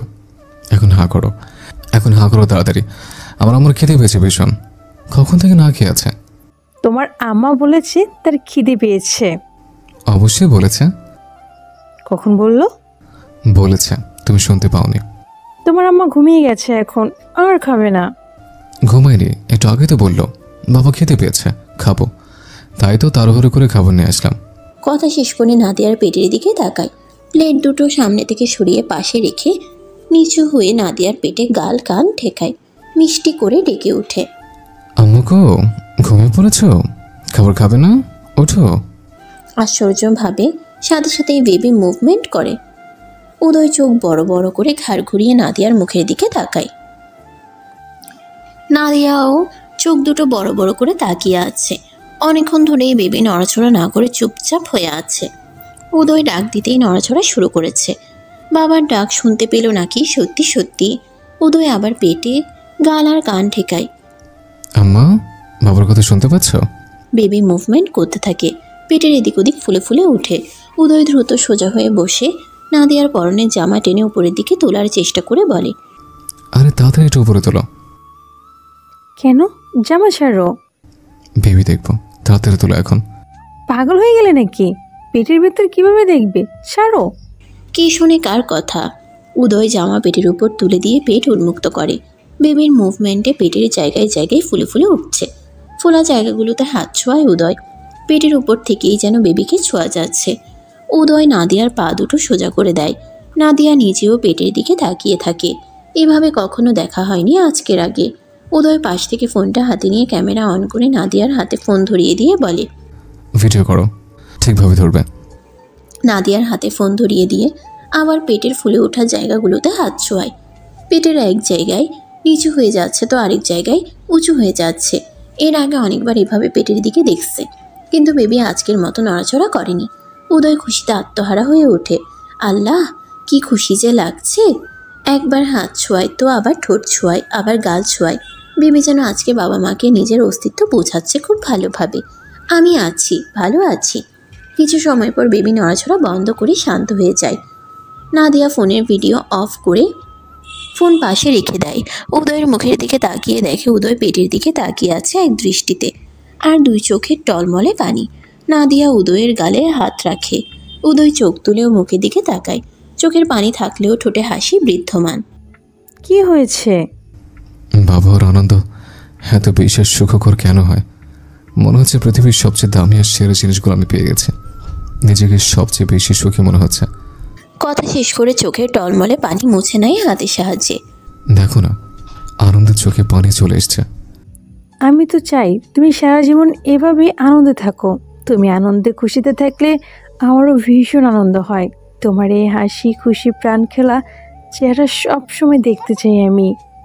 দেখবে, শুধু তুমি আর তোমরা আমার সাথে থাকবে, তাহলেই হবে। সময় নদীর স্রোতের মতো বয়ে চলে। দিন, সপ্তাহ, মাস পেরিয়ে যায়। নাদিয়ার এখন 8 মাসের ভারী উঁচু পেট। আগের থেকে অনেকটা মুটিয়ে গেছে। গাল দুটো ফুলে উঠেছে, যা নাদিয়াকে আরও সুন্দরী করে তুলেছে। নাদিয়া যখন হাসে সাথে সাথেই গাল দুটো ফুলে ওঠে। তখন নাদিয়ার রূপ সৌন্দর্য বেড়ে যায় বহুগুণে। দেখতে আরও বেশি মায়াবী লাগে। রাত প্রায় 12টার দোরগোড়ায় নাদিয়ার ঘুম ভেঙে যায়। চোখ মেলে তাকায়। প্রতিদিনের মতো উদয় ওকে জড়িয়ে ধরে আছে। অফিসের কাজ শেষ করে ঘণ্টাখানিক আগেই ঘুমিয়েছে। উদয়ের হাত পা সরিয়ে দিয়ে শোয়া থেকে উঠে বসে। ওয়াশরুমের চাপ দিয়েছে। বালিশের পাশ থেকে ওড়নাটা নিয়ে মাথা ঢেকে নেয়। তারপর বেড থেকে নেমে ওয়াশরুমে প্রবেশ করে। কিছু সময় পর বেরিয়ে আসে ওয়াশরুম থেকে। জগ থেকে গ্লাসে পানি ঢেলে খায়। কেমন খিদে খিদে পাচ্ছে। আজকাল ভীষণ খিদে পায়। খেতে বসলে খেতে ইচ্ছে করে না, কিন্তু 2-3 ঘন্টা হওয়ার আগে আবার খিদে পেয়ে যায়। কি একটা জ্বালা। নাদিয়া ডোর খুলে রুম থেকে বেরিয়ে আসে। এগিয়ে যায় সিঁড়ির দিকে। 2টো সিঁড়ি পার হতেই রুষার গলার স্বর শুনে দাঁড়িয়ে যায় নাদিয়া। রুষা ওর দিকে এগিয়ে আসছে। দ্রুত এসে নাদিয়ার কাছে দাঁড়ায়। কোথায় যাচ্ছ ভাবি? নিচে। কিছু লাগবে? হ্যাঁ। কি লাগবে বলো, আমি নিয়ে আসছি। কষ্ট করে তোমাকে নিচে যেতে হবে না। এই একটু খিদে পেয়েছিল আর কি, কিন্তু এত রাতে তুমি এখানে কেন? কফি নিতে এসেছিলাম। কদিন পর পরীক্ষা না, তাই রাত জেগে পড়তে হয়। কি খাবে বলো, আমি নিয়ে আসছি। আমি যাচ্ছি নিচে, সমস্যা নেই। বলেই নিচের দিকে এগিয়ে যায়। ওর সাথে সাথে রুষাও নিজেও যায়। দুজনেই একসাথে প্রবেশ করে কিচেনে। নাদিয়াকে দাঁড় করিয়ে রেখে রুষা নিজেই ফ্রিজ খুলে ভেতরে দেখে নেয়। রান্না করা কোনো খাবার অবশিষ্ট নেই। কি খাবে ভাবি? কিছুই তো নেই। ফ্রুটস খাবে? নাদিয়া মুখ বিকৃতি করে। এই ফলমূল আর খেতে ইচ্ছে করে না। থাক, খাবো না। খিদে পেয়েছে, খাবে না কেন? একটু ভেবে বলে। নুডলস বা পাস্তা খাবে? এগুলো খাওয়া যায়। কোনটা খাবে? নুডলস। কথা শেষ করে নাদিয়া এগিয়ে যায় কিচেন ক্যাবিনেটের কাছে। ভেতর থেকে 2 প্যাকেট নুডলস বের করে। 2 প্যাকেট রান্না করলে দুজনের হয়ে যাবে। রুষা রাত জেগে আছে, ওরও নিশ্চয়ই খিদে পেয়েছে। রুষা সসপ্যানে পানি নিয়ে গ্যাসে বসিয়ে দেয়। নাদিয়ার হাত থেকে জোর করে নুডলস নিয়ে নেয়। নাদিয়াকে রান্না করতে দেবে না, ও নিজেই রান্না করে খাওয়াবে। নাদিয়া শতবার না করলেও শোনে না রুষা। নুডলসের প্যাকেট রেখে নাদিয়াকে একটা টুল এনে দেয় বসার জন্য। তারপর ফ্রিজ থেকে আপেল, পেয়ারা আর ডালিম বের করে কেটে নাদিয়ার হাতে প্লেট ধরিয়ে দিয়ে খেতে বলে। নাদিয়া ওকেও খাওয়ার জন্য জোর করলে কয়েকটা তুলে মুখে পুরে নিয়ে পেঁয়াজ মরিচ কুচি করার জন্য এগিয়ে যায়। 10 মিনিটের মধ্যেই নুডলস রান্না শেষ করে রুষা। দুজনের জন্য 2 প্লেট বেড়ে নেয়। রুষারও খিদে পেয়ে গিয়েছে রাত জেগে পড়তে পড়তে। রুষা এখন আর আগের রুষা নেই, পুরোপুরি পরিবর্তন হয়ে গেছে। নাদিয়াকে এখন অনেক ভালোবাসে। বাড়িতে থাকলে নাদিয়ার সাথেই বেশি সময় পার করে। বাড়ির অন্য সকলের মতো ও নিজেও নাদিয়ার খেয়াল রাখে। ফুপ্পি হবে সে আনন্দ আরও বেশি বেশি যত্ন করে। নিজের কাজ এখন নিজেই করে। কথায় কথায় চিল্লি ডাকাডাকি করে না। ইউটিউব থেকে দেখে দেখে রান্না শিখেছে, বাদবাকি সব মেয়েদের কাছ থেকে। এখন কারো সাথেই আর খারাপ আচরণ করে না। প্লেট দুটো হাতে নিয়ে ডাইনিং টেবিলের কাছে এগিয়ে যায়। পেছন পেছন নাদিয়াও যায়। দুজনে একসাথে বসে খাওয়ার জন্য। নাদিয়াকে বেডে না পেয়ে ঘুম ভেঙে যায় উদয়ের। ভাবে নাদিয়া ওয়াশরুমে গিয়েছে, কিন্তু অনেকটা সময় পেরিয়ে গেলেও আসে না নাদিয়া। শোয়া থেকে উঠে বেড থেকে নেমে দাঁড়ায়, এগিয়ে যায় ওয়াশরুমের দিকে। হাত বাড়িয়ে ডোর ঠেলা দিতেই খুলে যায়। ভেতরে কেউ নেই, অন্ধকার হয়ে আছে। রুমের প্রবেশের ডোরের দিকে তাকিয়ে দেখে ডোর খোলা। দ্রুত পায়ে রুম থেকে বেরিয়ে আসে, এগিয়ে যায় সিঁড়ির দিকে। সিঁড়ি বেয়ে নিচে নেমে আসতেই চোখ যায় সোফায় বসে থাকা বউ আর বোনের দিকে। আচার খাচ্ছে আর হিহি করে হাসছে দুজন। দূরে দাঁড়িয়েই তাকিয়ে রইল দুজনের দিকে। প্রাপ্তবয়স্ক এবং মুক্ত মনাদের জন্য উন্মুক্ত। এত রাতে না ঘুমিয়ে এখানে বসে আছো কেন দুজন? হঠাৎ উদয়ের গলার স্বর শুনে চমকে উঠে মুখ তুলে উদয়ের দিকে তাকায় দুজন। রাতের কটা বাজে খেয়াল আছে? রুষা নাদিয়া একে অপরের মুখের দিকে তাকায়। দুজনের হাতে মুখে এখনো আচার রয়েছে। এত আচার খেতে নিষেধ করেছে না? এত কোথায়, একটুই তো খেয়েছি। উদয় নাদিয়ার কাছে এগিয়ে যায়, হাত ধরে টেনে দাঁড় করায়। নাদিয়া হাতের আচারটুকু তাড়াহুড়ো করে মুখে পুরে নেয়। উদয় ওর মুখের দিকে তাকিয়ে মুচকি হাসে। সেদিন যখন আচার খাচ্ছিল তখন উদয় নাদিয়ার হাত থেকে আচার নিয়ে রেখে দিয়েছিল আর খেতে দেয়নি। অলরেডি অনেকটুকুই খেয়ে নিয়েছিল তাই। নাদিয়া ভাবছে আজকেও হয়তো সেরকম কিছুই করবে। উদয় নাদিয়ার হাত ধরে আস্তে আস্তে বেসিনের কাছে নিয়ে যায়। পেছন ফিরে তাকিয়ে বোনকে বলে, তুই গিয়ে ঘুমা, আর আজ জাগতে হবে না। রুষা ঘাড় কাত করে হ্যাঁ বলে বসা থেকে উঠে দাঁড়ায়। টি টেবিলের উপর থেকে আচারের বয়াম নিয়ে কিচেনের দিকে এগিয়ে যায়। উদয় নাদিয়ার হাত ধুয়ে দিয়ে রুমের দিকে এগিয়ে যেতে যেতে বলে, এত রাতে আচার খাওয়ার জন্য উঠে এসছো? না, খিদে পেয়েছিল তাই এসেছিলাম। আচার খেয়ে পেট ভরাতে চেয়েছিলে নাকি? আচার খেয়ে পেট ভরবে কেন? নুডলস খেয়েছি, আচার তো একটু খেলাম মাত্র, আর তুমি এলে। দেখেছি, একটু খেয়েছো নাকি বেশি খেয়েছো? খেতে পেয়েছে আমাকে ডাকুনি কেন? ঘুমিয়েছিলে সেজন্য। এই রাত বেরোতে আর নিচে আসবে না একা একা। কোনো কিছুর প্রয়োজন হলে আমাকে ডাকবে। আচ্ছা। রুমে প্রবেশ করে দুজন। নাদিয়া আবার ওয়াশরুমে প্রবেশ করে। উদয় ডোর লক করে পানি খেয়ে বেডে গিয়ে বসে। একটু পরেই নাদিয়া ওয়াশরুম থেকে বেরিয়ে আসে। নাদিয়া বেডে উঠে শুয়ে পড়তেই লাইট অফ করে দেয় উদয়। তারপর নাদিয়াকে জড়িয়ে ধরে আবার ঘুমের রাজ্যে পাড়ি জমানোর জন্য চোখ বন্ধ করে নেয়। কিন্তু নাদিয়ার আর ঘুম আসছে না, ঘুম চলে গেছে। রাত 8টার পরপরই ঘুমিয়ে গিয়েছিল, সেজন্য এখন আর ঘুম আসছে না। উদয়ের বুকে কান পেতে চুপ করে ওর হৃদস্পন্দন শুনতে থাকে নাদিয়া। একটু পরেই আবার উদয়ের বাহুবন্ধন থেকে মুক্ত হওয়ার জন্য নড়াচড়া করে। উদয়ের মুখের দিকে তাকিয়ে বলে, ছাড়ো। উদয় চোখ খুলে তাকায়। ঘুমাচ্ছ না কেন? চুপচাপ ঘুমাও। ঘুম আসছে না, ছাড়ো। কেন? তাড়াতাড়ি ঘুমিয়েছিলাম না আজ, তাই এখন ঘুম আসছে না। আদর খেতে ইচ্ছা করছে বলেই হাসে উদয়। নাদিয়া নাক মুখ কুচকে বলে, মোটেও না। বুঝেছি বুঝেছি, আদর খেতে ইচ্ছে করছে তোমার। অনেকদিন তো হলো আদর করছি না, তাই ঘুম আসছে না। একটু আদর পেলেই ঘুম চলে আসবে। নাদিয়া উদয়ের হাত নিজের উপর থেকে সরিয়ে দেওয়ার চেষ্টা করে বলে, তোমার ঘুম আসছে, তুমি ঘুমাও, আমাকে নিয়ে ভাবতে হবে না। ছাড়ো আমাকে, নির্লজ্জ পুরুষ সব সময় শুধু এক কথা। উদয় ছাড়ে তো নাই, উল্টো নাদিয়ার ওড়না সরিয়ে নেয়। উন্মুক্ত হয় ফর্সা ঘাড় গলা। নাদিয়াকে ছেড়ে নিচের বালিশ থেকে নিচের দিকে নেমে আসে। মুখ এগিয়ে নেয় নাদিয়ার ঘাড়ের দিকে। নাদিয়া হাত দিয়ে উদয়ের মুখ আটকে দেয়। ধাক্কা দিয়ে নিজের থেকে সরানোর চেষ্টা করে বলে, একদম এদিকে আসবে না, দূরে সরো আমার থেকে। উদয় নাদিয়ার হাত নিজের মুখের উপর থেকে সরিয়ে নেয়। জোর করে নাদিয়ার ঠোঁটে একটা আলতো চুমু খায়। তারপর আবার জড়িয়ে ধরে বলে, বেশি না, একটু আদর করব। মুখে শুধু একটু একটু, কিন্তু তোমার তো একটু তো হয় না। সত্যি বলছে, আজ একটু আদর করবো শুধু। কতদিন হয়ে গেছে আদর করি না। কতদিন হয়েছে? 15 দিন। 15 দিন হয়েছে? মিথ্যে বলার জায়গা পাও না। তো কতদিন হয়েছে? নাদিয়া একটু ভেবে বলে, 12 দিন। ওই একই, 15 দিন হতে আর 3 দিন বাকি আছে, আজকে শেষ। আর না প্লিজ। একদিনে তো ছাড়ো না আমাকে। স্বামীর কথা না শুনলে ফেরেশতার অভিশাপ দেবে কিন্তু বউ, আর আমি চাই না আমার বউকে ফেরেশতার অভিশাপ দিক। দিলে দেবে, তুমি দূরে সরো আমার কাছ থেকে। উদয় নাদিয়ার কানের কাছে মুখ নিয়ে ফিসফিস করে কিছু বলে। লজ্জায় নাদিয়ার গাল লাল হয়ে যায়। 2 হাতে উদয়ের চুল খামচে ধরে মাথা ছাকিয়ে বলে, ব্যথা পাচ্ছি, চুল ছাড়ো বউ। লজ্জা শরম থাকলে এত তাড়াতাড়ি বাবার মতো ভাগ্য আমার হতো না এই জন্মে। তাই ওইসব লজ্জা শরমের কথা আর বলবে না আমাকে। এখন একটু আদর করতে দাও, লক্ষ্মী সোনা বউ আমার। সরো এখান থেকে।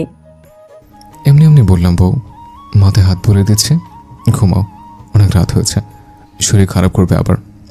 বলেই নাদিয়ার হাত থেকে চুল ছাড়িয়ে নেয়। বুকে জড়িয়ে ধরে আলতোভাবে মাথায় হাত বুলিয়ে দিতে শুরু করে। সকাল থেকেই নাদিয়ার মাঝার দিক থেকে হালকা হালকা ব্যথা করছে, তবে কাউকে বলেনি এই কথা। ডেলিভারি ডেট এখন আরও 2 দিন বাকি আছে, সেজন্য ব্যথাটা আমলে নিচ্ছে না নাদিয়া। ভাবছে এমনিই হয়তো ব্যথা করছে। একটু আগেই অফিস থেকে ফিরে এসেছে উদয়। ফ্রেশ হওয়ার জন্য ওয়াশরুমে গেছে। নাদিয়া আসরের নামাজ শেষে একটা বই নিয়ে পড়ছে। 20 মিনিট পর ওয়াশরুম থেকে বেরিয়ে আসে উদয়। ডোর খোলার শব্দ শুনে সেদিকে তাকায় নাদিয়া। কোমরে টাওয়াল পেঁচানো, হাতে ভেজা কাপড়, ভেজা চুলগুলো কপালময় ল্যাপটে আছে। ফর্সা শরীর চকচক করছে। দুজনের চোখাচোখি হয়। উদয় মুচকি হেসে গিয়ে আসে নাদিয়ার কাছে। পাশে দাঁড়িয়ে ঝুঁকে গিয়ে ওষ্ঠ ছোঁয়ায় নাদিয়ার ওষ্ঠে। ঠান্ডা ছোঁয়া পেতেই কেঁপে ওঠে নাদিয়া। সদ্য শাওয়ার নেওয়ার কারণে ঠান্ডা হয়ে আছে উদয়ের শরীর। নাদিয়ার সারা মুখে চুমু খেয়ে এগিয়ে যায় ব্যালকনির দিকে। নাদিয়া উদয়ের যাওয়ার পানে তাকিয়ে বলে, পাগল একটা। একটু পরেই রুমে ফিরে আসে উদয়। সোজা গিয়ে দাঁড়ায় আলমারির সামনে। ভেতর থেকে ট্রাউজার বের করে পরে নেয়। ভেজা টাওয়াল নিয়ে আবার গিয়ে ব্যালকনিতে মেলে দিয়ে আসে। এলোমেলো লেপটে থাকা চুলগুলো হাত দিয়ে ঝাঁকাতে ঝাঁকাতে রুমে ফিরে আসে আবার। বেডে বসে নাদিয়ার পাশে তাকায় নাদিয়ার পেটের দিকে। আর 2 দিন তার পরেই ওর সন্তান দুনিয়ায় চলে আসবে। বেবি একটু একটু নড়াচড়া করছে, ওপর থেকেই বোঝা যাচ্ছে স্পষ্ট। হাত বাড়িয়ে পেটের উপর হাত রাখে। নাদিয়া হাতের বইটা বন্ধ করে পাশে রেখে দেয়। তারপর হাত রাখে উদয়ের হাতের উপর। দুজনেই একে অপরের মুখের দিকে তাকায়। তারপর দুজনেই আসে। উদয় ঝুঁকে নাদিয়ার হাতের উপর চুমু খায়, আবার খায় পেটে। 1টা 2টো 3টা এভাবে অসংখ্য চুমু খায় পেটের উপর। উদয়ের আর ধৈর্য আসছে না। মনে হচ্ছে বেবি এখনই চলে আসুক। নিজের সন্তানকে ছুঁয়ে দেখার বাসনা বেড়েই চলেছে। তোমাকে ক্লান্ত দেখাচ্ছে, শুয়ে একটু বিশ্রাম নাও। বিকেলে খেয়েছো? হ্যাঁ। তোমার চোখ মুখ এমন দেখাচ্ছে কেন? খারাপ লাগছে? না। কি হচ্ছে তাহলে? কি হবে, কিছুই হয়নি। সত্যি তো? হ্যাঁ সত্যি। এখন একটু বিশ্রাম নাও, কয়েকদিন ধরেই তো কাজের প্রেশার বেশি। কাজ শেষ হয়েছে আজকে। এই কাজ শেষ করার জন্যই এই কয়েকদিন এত ব্যস্ততায় কেটেছে। বেবি হওয়ার আগ অব্দি আর কোনো কাজে হাত দিচ্ছি না। এই কয়েকদিন আমার ছুটি। নিজের অফিস থেকে নিজে ছুটি নিয়ে এসছো? দুজনেই হেসে ওঠে আবার। উদয় নাদিয়ার শরীর ঘেঁষে শুয়ে পড়ে, পেট জড়িয়ে ধরে। নাদিয়ার শরীর থেকে মিষ্টি এক ঘ্রাণ ভেসে আসছে। উদয় চোখ বন্ধ করে লম্বা শ্বাসে সেই ঘ্রাণ নিজের ভেতরে টেনে নেয়। কল্পনা করতে থাকে 2 দিন পর ওরা 2জন থেকে 3জন হবে। এই বেডে 3জন শুয়ে থাকবে। ওর সন্তান আস্তে আস্তে বেড়ে উঠবে। আদো আদো বুলিতে ওকে বাবা বলি ডাকবে। কি সেই সুখকর অনুভূতি! ভাবলে এখনই কেমন গায়ে কাটা দিয়ে উঠছে। নাদিয়ার শরীরের সাথে আরেকটু লেপটে যায়। দুজনের মধ্যে চুল পরিমাণ ফাঁকা নেই। নাদিয়া উদয়ের দিকে তাকিয়ে ওর ভেজা চুলে হাত বুলিয়ে দিতে শুরু করে। উদয় একবার মুখ তুলে তাকিয়ে আবার মুখ গুজে দেয়। রোজকার মতন রাতের খাবার রুমে দিয়ে যায়। নাদিয়া নিজের হাতে উদয়কে খাইয়ে দেয়, নিজেও খায়। খাওয়ার মাঝেই উদয় নাদিয়ার সাথে খুনছুটি করে।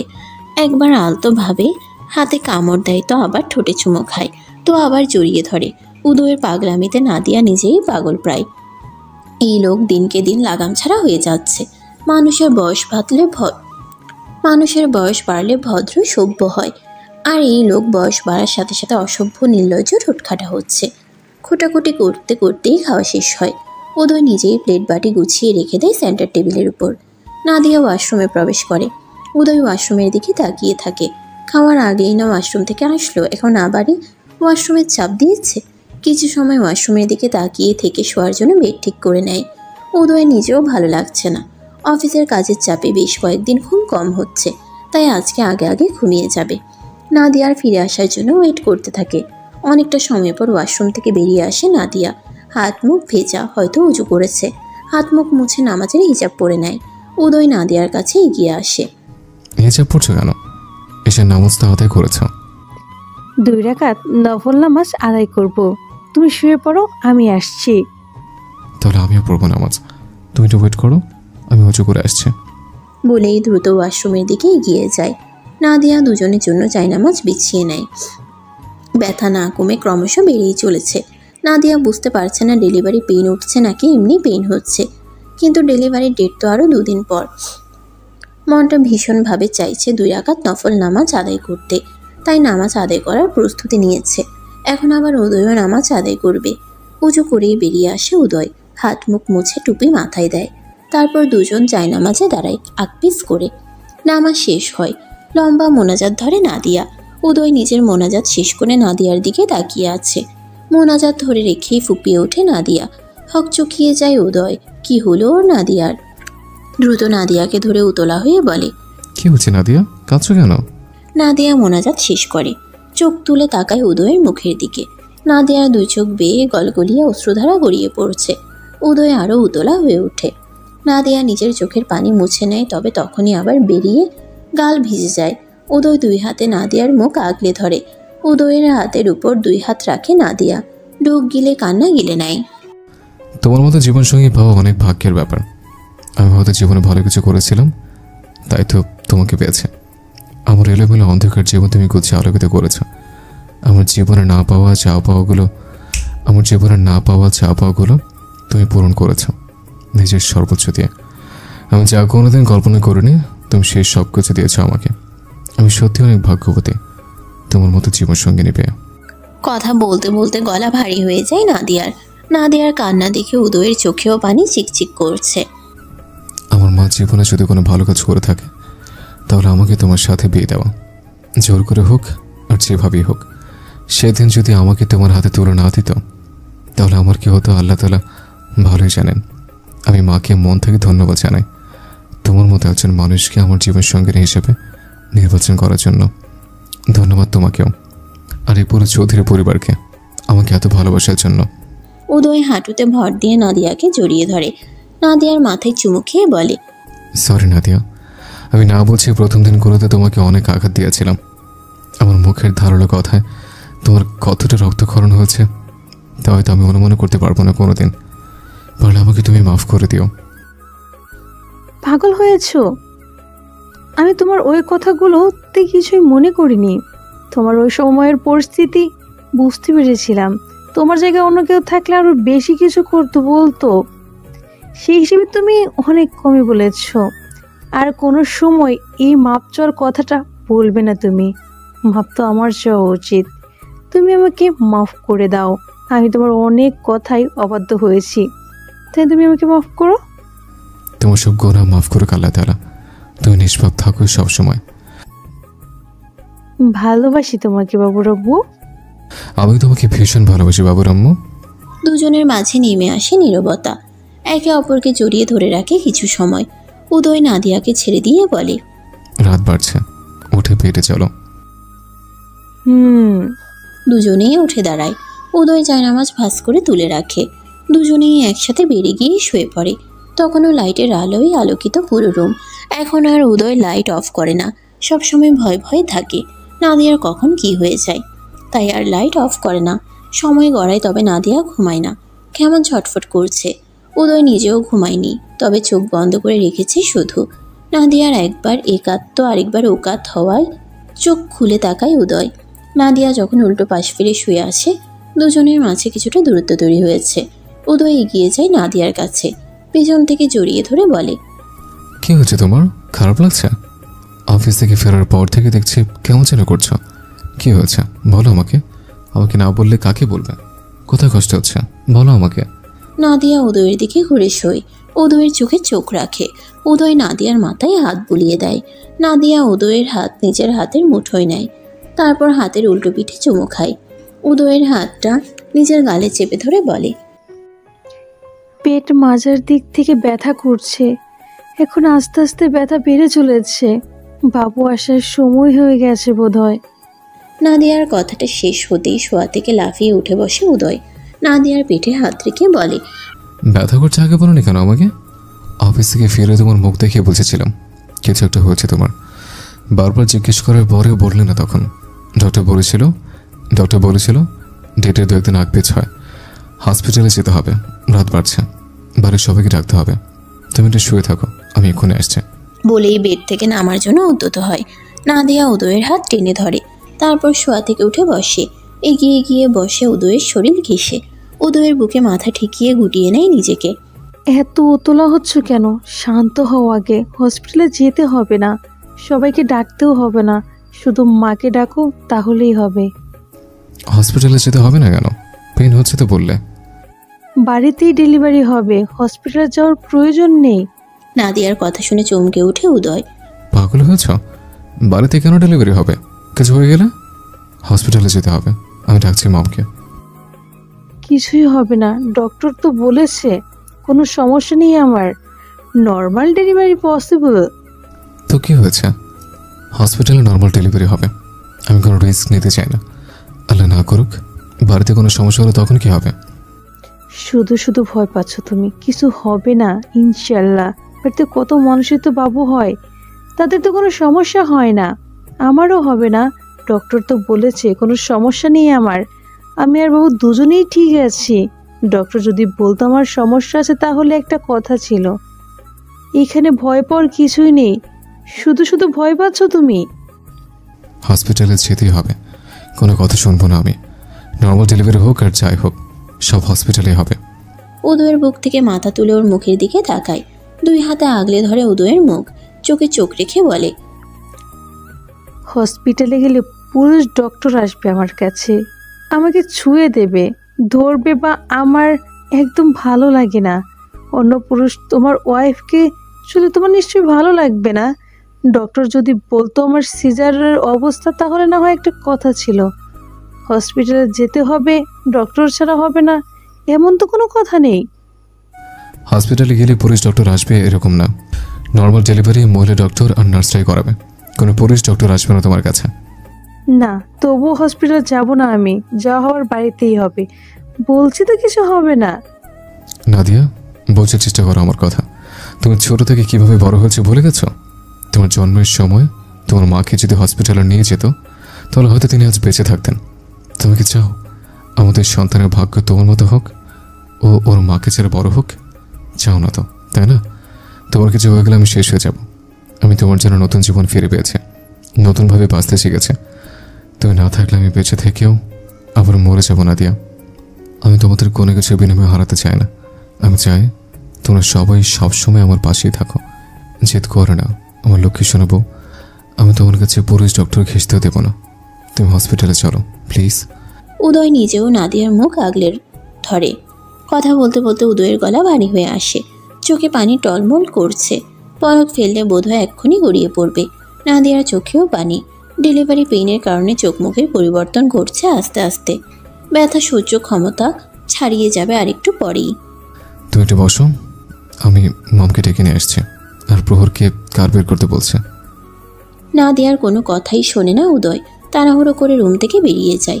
2 মিনিট পরেই আবার রুমে ফিরে আসে। নাদিয়া তখন বেড থেকে নেমে হাঁটাহাঁটি করছে। উদয়ের পেছন পেছন বাড়ির সবাই আসে। নাদিয়া অবাক হয়ে উদয়ের মুখের দিকে তাকায়। এই বদ লোক বাড়ির সবাইকে জানিয়ে দিয়েছে। জোর করিয়ে নাদিয়াকে প্রাইভেট হসপিটালে নিয়ে আসা হয়েছে।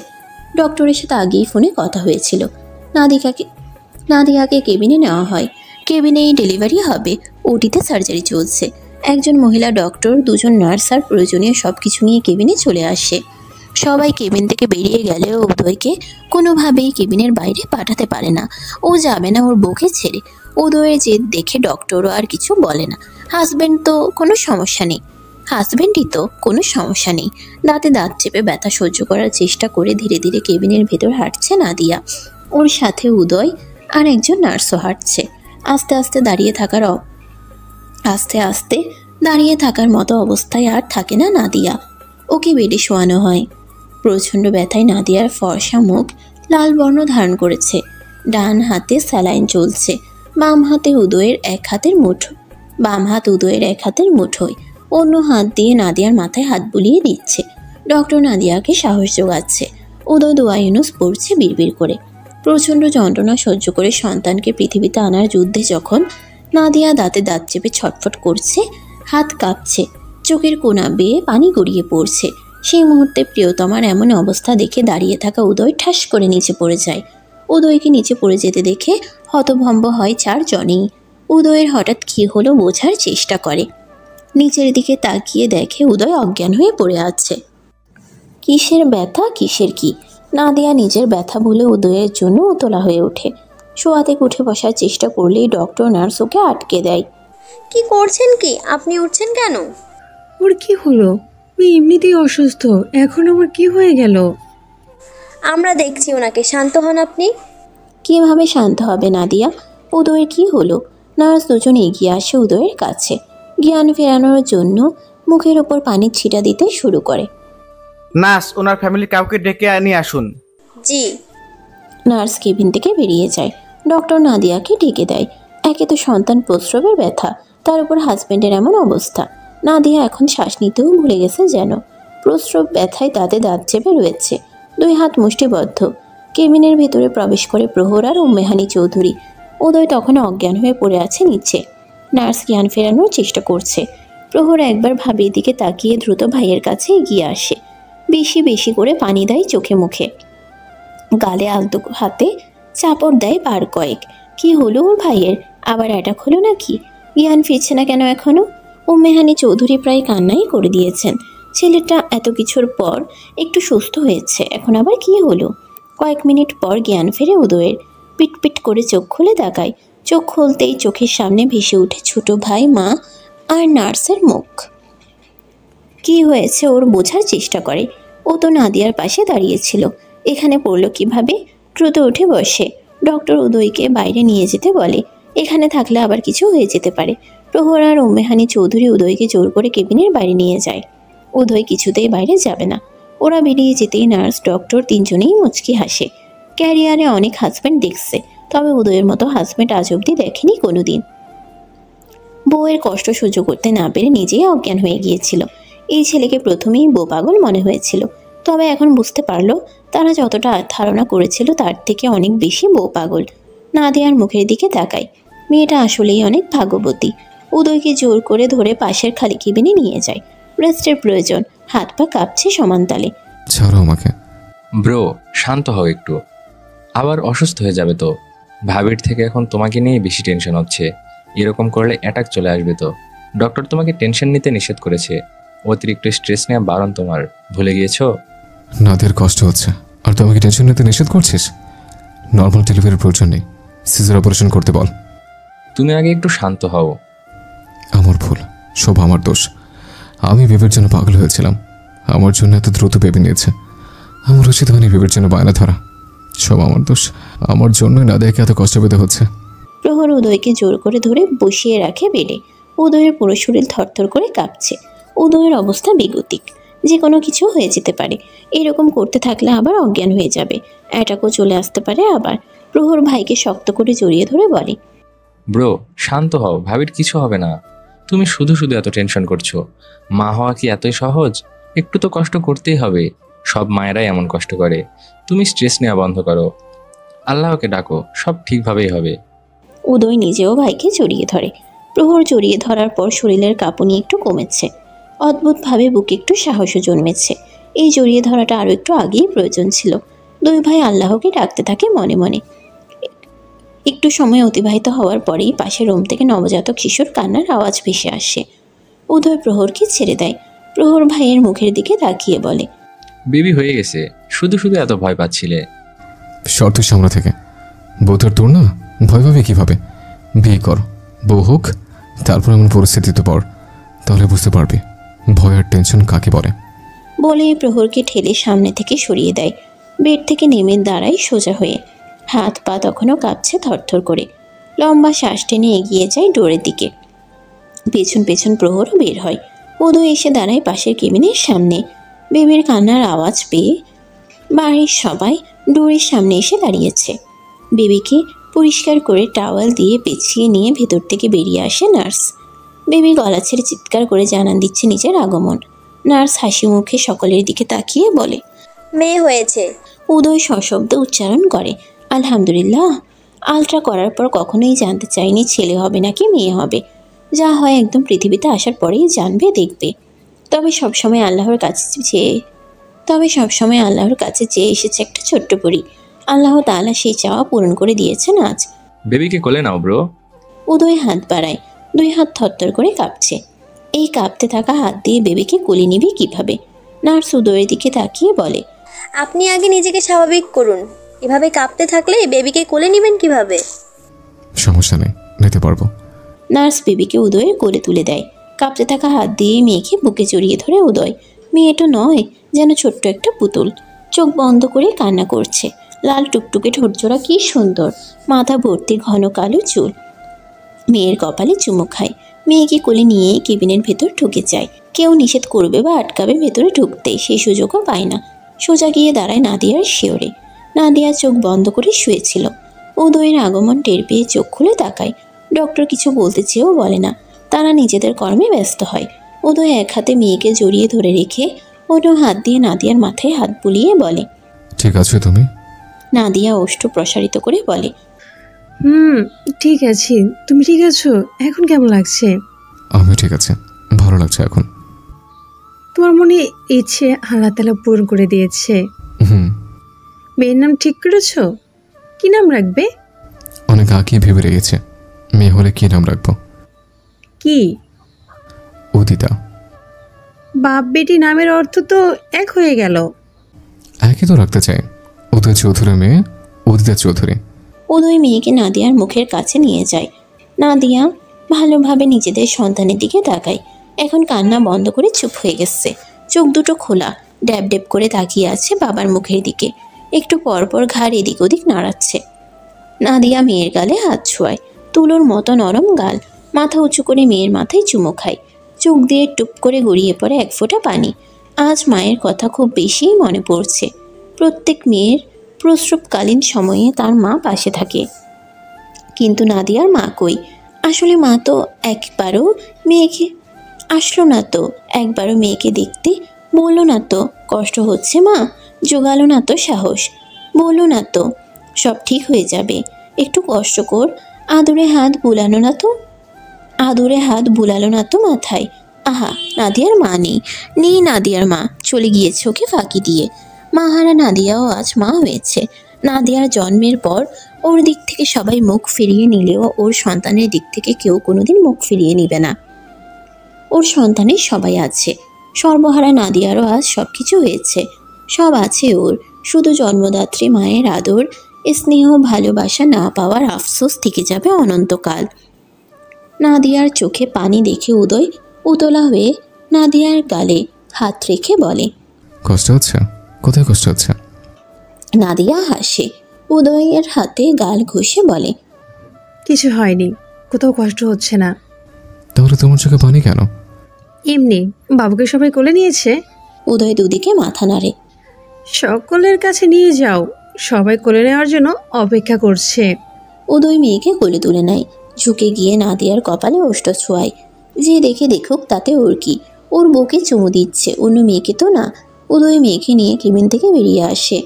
প্রহর উদয়ের কোল থেকে নিজের কোলে তুলে নেয়। কি আনন্দ যে হচ্ছে ওর! এতগুলো দিনের অপেক্ষা অবশেষে শেষ হয়েছে। একে একে সবাই বেবিকে কোলে তুলে নেয়।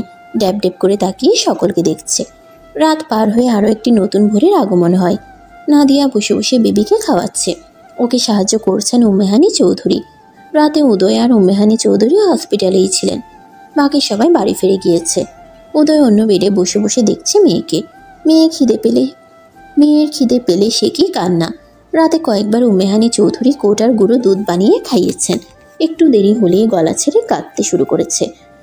এখন প্রথম মায়ের বুকের দুধ খাওয়ানো হচ্ছে। চুপচাপ কি আরামে খাচ্ছে এখন। একটু টু শব্দও নেই। বাহিরে এখনো পুরোপুরি আলো ফোটেনি। হালকা হালকা অন্ধকার হয়ে আছে। সারা রাত উদয় আর উম্মেহানি চৌধুরী ঘুমায়নি। ক্লান্ত দুর্বল নাদিয়ার মাঝরাতে ঘুমিয়েছিল। তবে মেয়ের কান্নায় একটু পরপর ঘুম ভেঙে গিয়েছে। এখন সকাল হওয়ার পালা। 10টা বাজলেই বাড়ির উদ্দেশ্যে রওনা দেবে। প্রহর বোধহয় এসে পড়ল হসপিটালে। এর মধ্যে দুবার কল করে খোঁজখবর নিয়েছে।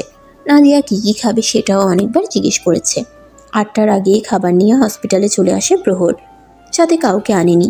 একটু পরেই তো আবার বাড়ি ফিরে যাবে, সেজন্য ভেতরে প্রবেশ করার সময় একটা মেয়ের সাথে ধাক্কা লাগতে নেয়। কোনো রকমের লাফিয়ে পাশ কাটিয়ে চলে যায় প্রহর। খাবারের বাটিতে ঝাঁকি লাগে জোরে। বিরক্তিতে চসূচক শব্দ উচ্চারণ করে প্রহর। কানা নাকি, চোখে দেখে না?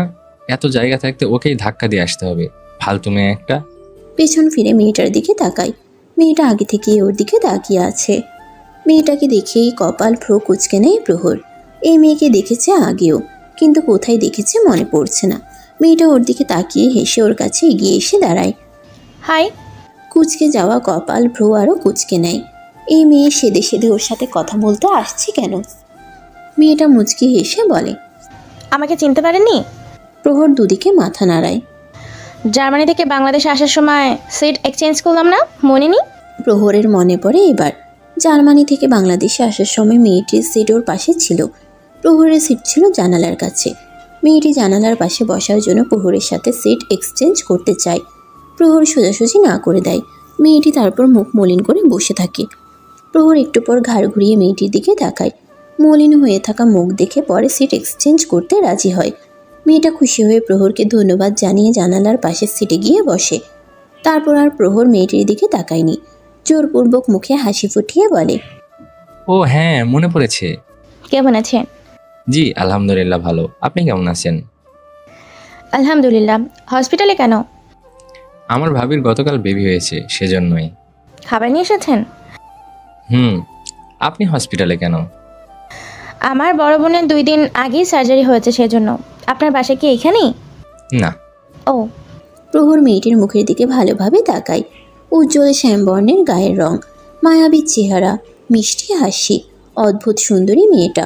মানুষ শ্যামবর্ণের মেয়ে পছন্দ করে না, কিন্তু এই মেয়ে তো ফর্সা মেয়েদেরও হার মানিয়ে দেবে।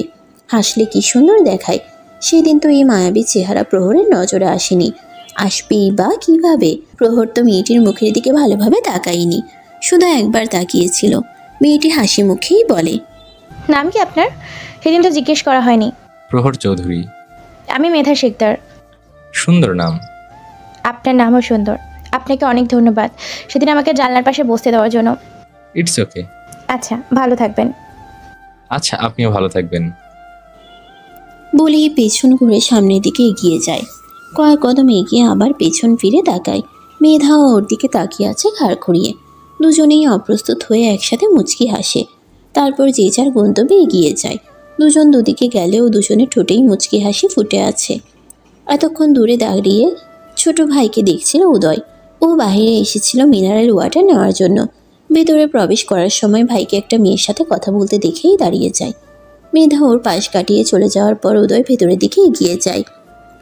কেবিনে এসে দেখে প্রহর উদিতাকে কোলে নিয়ে বসে আছে। মা মা বলে ডাকছে আর এটা সেটা বলছে। উদিতাও তাকিয়ে তাকিয়ে দেখছে চাচ্চুকে। উম্মেহানি চৌধুরী জোর করে নাদিয়াকে খাইয়ে দিচ্ছে। নাদিয়া নাক মুখ কুচকে খাবার চিবুচ্ছে ধীরে ধীরে। কিছুই খেতে ইচ্ছে করছে না। সব কেমন বিশ্রী স্বাদ লাগছে। 3 জনের খাওয়া শেষ। উদিতা ঘুমিয়ে গেছে আবার। উম্মেহানি চৌধুরী প্রহরের কোল থেকে উদিতাকে নিয়ে বেডে শুয়ে দেয়। উদয় প্রহরকে টেনে নিয়ে কেবিন থেকে বেরিয়ে যায়। দুজন ভ্রু কুচকে তাকিয়ে থাকে 2 ভাইয়ের যাওয়ার পথে। এভাবে টেনে নিয়ে গেল কেন? এভাবে টেনে নিয়ে আসলে কেন ব্রো? কথা আছে। বলো। নিচে ওই মেয়েটা কে ছিল? কোন মেয়েটা? যার সাথে কথা বলার সময় ব্লাশ করছিলে? কোথায়? দেখেছি কিন্তু আমি। নিচে তুই ব্লু বোরকা পরা একটা মেয়ের সাথে কথা বলছিলে। ও মেধা। মেধা? হ্যাঁ, ওই মেয়ের নামই মেধা। তোমাকে বলেছিলাম না, জার্মানি থেকে বাংলাদেশে আসার সময় একটা মেয়ে আমার সাথে সিট এক্সচেঞ্জ করেছিল। ওই মেয়েটাই মেধা। আমি অবশ্য চিনতে পারিনি, মেধাই আমাকে চিনতে পেরে নিজে থেকে কথা বলল। পছন্দ হয়েছে? কাকে? মেধাকে। এখানে পছন্দ হওয়ার কি আছে? অনেক কিছু আছে। দেখতে কিন্তু বেশ সুন্দরী, মাশাআল্লাহ। বউ বানাবি? কাকে? কাকে আবার? অবশ্যই মেধাকে। পাগল নাকি? কার না কার বউ। কে বললো তোকে ও কারো বউ? কেউ বলেনি। এত বড় মেয়ে, অবশ্যই বিয়ে হয়েছে। হয়নি। তুমি কিভাবে জানলে বিয়ে হয়েছে কি হয়নি? আমি জানি। মিস্টার ওয়াজেদ জয় শিকদারের দ্বিতীয় মেয়ে মেধা শিকদার। মেধা একবার ওর বাবার সাথে বিজনেস ইভেন্টে এসেছিল। তখন ওর বাবা একজনকে বলেছিল ওনার মেয়ের জন্য ভালো পাত্রের সন্ধান দিতে। আমি পাশের চেয়ারে বসে থাকায় ওনাদের সব কথা শুনতে পেয়েছিলাম। বড়দের ছেলে মেয়েকে বিয়ে দিয়েছেন, এখন শুধু মেধা বাকি আছে।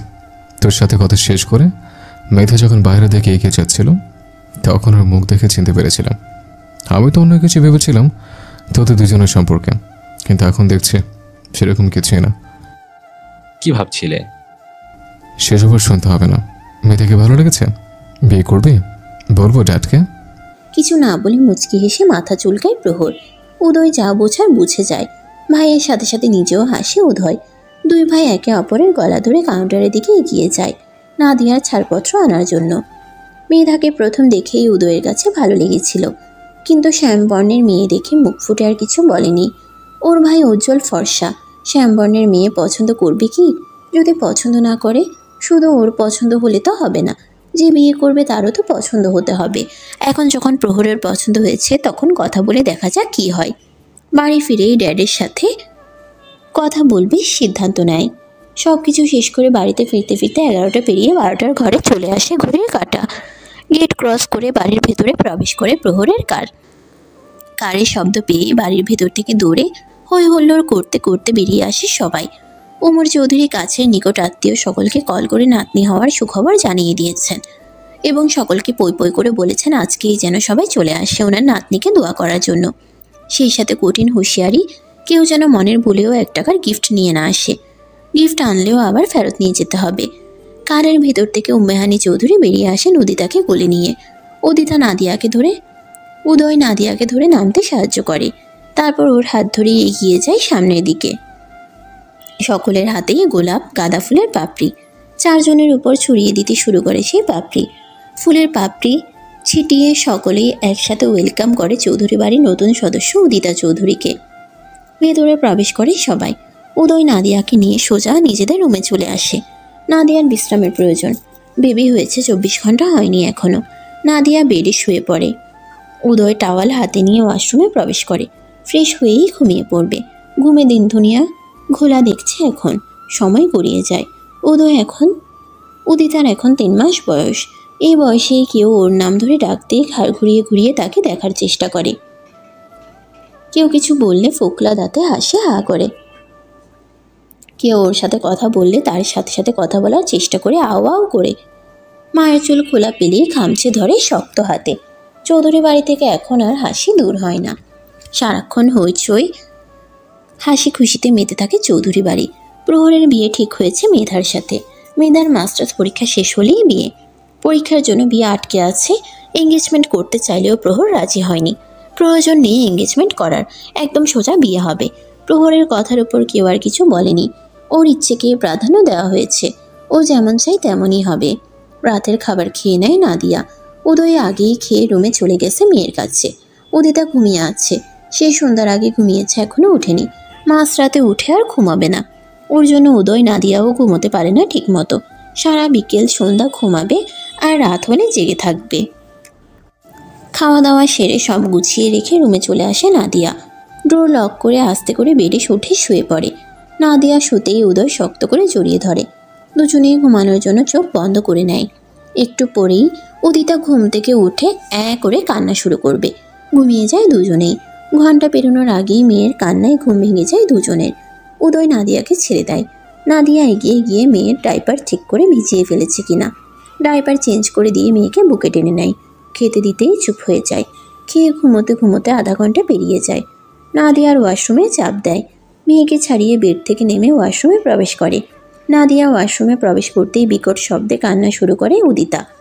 উদয়ের কাঁচা ঘুম আবার ভেঙে যায়। শোয়াতে উঠে বসে। মেয়েকে কোলে তুলে নিয়ে কান্না বন্ধ করার চেষ্টা করে, কিন্তু উদিতা কান্না বন্ধ করে না। চিৎকার করে গলা ছেড়ে কেঁদেই যায়। ও মা, কি হয়েছে? কাঁদছো কেন? আমার সোনা মা কাঁদে না। এই যে দেখো, বাবা এখানে আছে। কাঁদে না বাবা, তুমি ভালো? বাবার কোনো কথাই যেন মেয়ের কাছে পৌঁছায় না। উপায় না পেয়ে বেড থেকে নেমে দাঁড়ায়। মেয়েকে নিয়ে হাঁটতে শুরু করে রুম জুড়ে। কোনোভাবেই মেয়ের কান্না বন্ধ করতে পারছে না। নাদিয়া ও আশ্রম থেকে বের হতে পারছে না। একটু পরেই উদয় রুমের ডোর নক হয়। ডোর খুলে দিতেই দেখে প্রহর দাঁড়িয়ে আছে। উদির কি হয়েছে ব্রো? মায়ের জন্য কান্না করছে। ভাবি কোথায়? ওয়াশরুমে। ওর খিদে পেয়েছে বোধহয়। মাত্র খাইয়ে রেখে গেছে। ডাইপার ভিজিয়ে ফেলেছে হয়তো। মাত্র চেঞ্জ করেছে। দুই ভাই একজনের কান্না বন্ধ করতে চেষ্টা করে, তবে লাভ হয় না। মাকে ছাড়া কিছুতেই কান্না বন্ধ করবে না প্রতিজ্ঞা করেছে যেন আজ। প্রহর উদিতাকে নিজের কোলে তুলে নেয়। আমি ওকে নিয়ে যাচ্ছি, তোমরা ঘুমিয়ে পড়ো। ও ঘুমালে আমি এসে দিয়ে যাব। ওর মাকে ছাড়া কান্না বন্ধ করবে না এখন। আমি দেখছি, তুমি ঘুমাও। তুই ঘুমা কি, আমি দেখছি। সবসময় তো তোমরাই দেখো, আজকে দাও না আমার কাছে। শান্ত করতে না পারলে দিয়ে যাব। বলেই উদিতাকে নিয়ে রুম থেকে বেরিয়ে আসে। পাজা কোলা করে নিয়ে করিডোরে হাঁটতে হাঁটতে উদিতার মুখের দিকে তাকিয়ে মধুর স্বরে তেলাওয়াত করতে শুরু করে। বিসমিল্লাহির রহমানির রহিম। ويوم يحشر أعداء الله إلى النار فهم يوزعون حتى إذا ما جاءوها شهد عليهم سمعهم وأبصارهم وجلودهم। মধুর সুরে তেলাওয়াত শুনে কান্না বন্ধ হয়ে যায় উদিতার। ড্যাব ড্যাব করে তাকিয়ে রইল চাচ্চুর মুখের দিকে। প্রহর না থেমে তেলাওয়াত চালিয়ে যায়। প্রহর মাঝে মধ্যেই খেয়াল করে উদিতা কান্না করলে উদয় এভাবেই বিভিন্ন সূরা তেলাওয়াত করে শোনায়, আর উদিতার কান্না বন্ধ হয়ে যায়। নাদিয়াও প্রায় সময় ওর শিওরে ফোন রেখে অডিও রেকর্ডিং সূরা তেলাওয়াত চালু করে রাখে। জেগে থাকলেও তখন আর উদিতা কান্না করে না, চুপ করে শোনে তেলাওয়াত। ওয়াশরুম থেকে বেরিয়ে আসে নাদিয়া। উদিতা কোথায়? প্রহর নিয়ে গেছে। কোথায় নিয়ে গেল এত রাতে? ভাইয়া ঘুমোবে না? একদিন না ঘুমলে কিছু হবে না, আমরা ঘুমাই। আসো, ঘুমে দিন দুনিয়া চোখে দেখছে না। বলেই নাদিয়াকে টেনে নিয়ে বেডে শুয়ে পড়ে জড়িয়ে ধরে। নাদিয়াকে একটা কথাও বলতে দেয় না। নাদিয়ার মাথা চেপে ধরে বুকে, মুখ দিয়ে বের করে হুশ সূচক শব্দ। ঘণ্টা খানিক পর উদিতা ঘুমিয়ে যায়। সারাদিন হইচই পড়ে থাকা বাড়িটা এখন নিশ্চুপ নীরবতায় ঘেরা। উদিতাকে ওর বাবা মায়ের কাছে নিয়ে যেতে নিয়েও নেয় না প্রহর। নিজের রুমে ঢুকে যায়। উদিতাকে বেডে শুয়ে দিয়ে নিজেও শুয়ে পড়ে বুকে আগলে নিয়ে। নাদিয়া উদিতাকে বেডে শুয়ে ফিডার দিয়ে দুধ খাওয়ানোর চেষ্টা করছে। উদিতা না খেয়ে কান্না করছে আর ঘাড় এদিক ওদিক নিচ্ছে। নাদিয়ার মেজাজ গরম হতে শুরু করে। এখন বড় হচ্ছে, বুকের দুধে কি পেট ভরে? বাড়তি খাবার দিলে সেগুলো খাবে না। একটু মুখের ভিতর দিলেও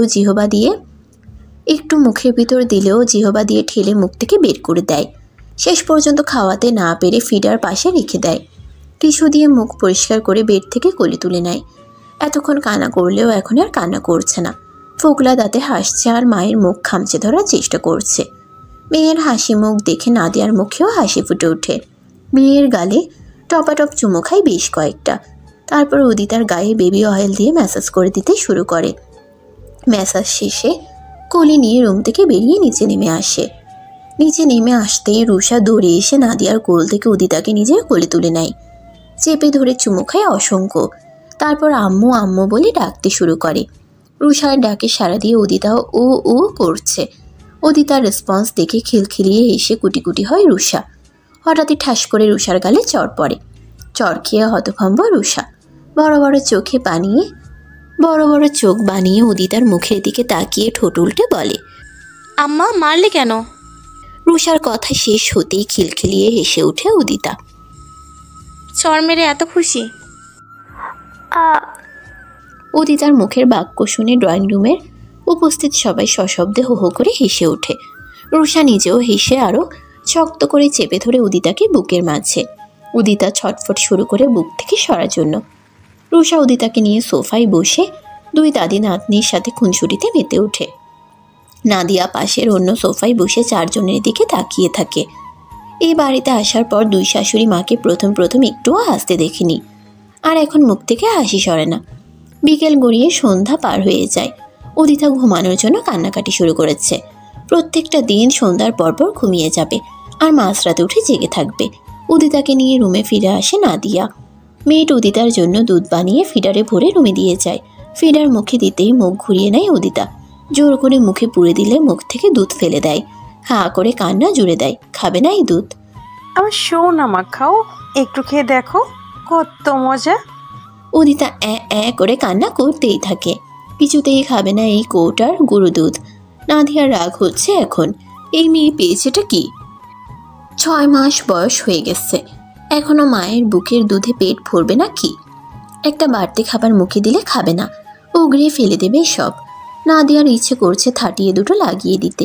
রেগে ফিডার পাশে রেখে চুপ করে তাকিয়ে রইল মেয়ের মুখের দিকে। কত কাঁদতে পারিস কাঁদ। দুপুর থেকে এ যাবৎ 3 বার ফিডার খাওয়ানোর চেষ্টা করেছে, একবারও খায়নি। হাত পা চুড়ে খাচ্ছে উদিতা। নাদিয়া চুপচাপ মেয়েকে দেখে চলেছে। সিঁড়ি বেয়ে উপরে উঠে আসতেই প্রহরের গানে ভেসে আসে উদিতার কান্না। ব্রু কুচকে দ্রুত এগিয়ে আসে ভাইয়ের রুমের সামনে। পর্দার ট্রেনে দেওয়া রয়েছে ডোর খোলা। গলা খাকারি দিয়ে কিছু সময় পর রুমে প্রবেশ করে। প্রাণপ্রিয় ভাইজিকে এমন অবস্থায় দেখে দৌড়ে বেডের কাছে এগিয়ে আসে। হাতের ল্যাপটপ ফাইলস বেডের উপর রেখে কোলে তুলে নেয় উদিতাকে। নাদিয়া নির্লিপ্তর ভঙ্গিতে বসে আছে। আদর করে কান্না বন্ধ করার চেষ্টা করে প্রহর।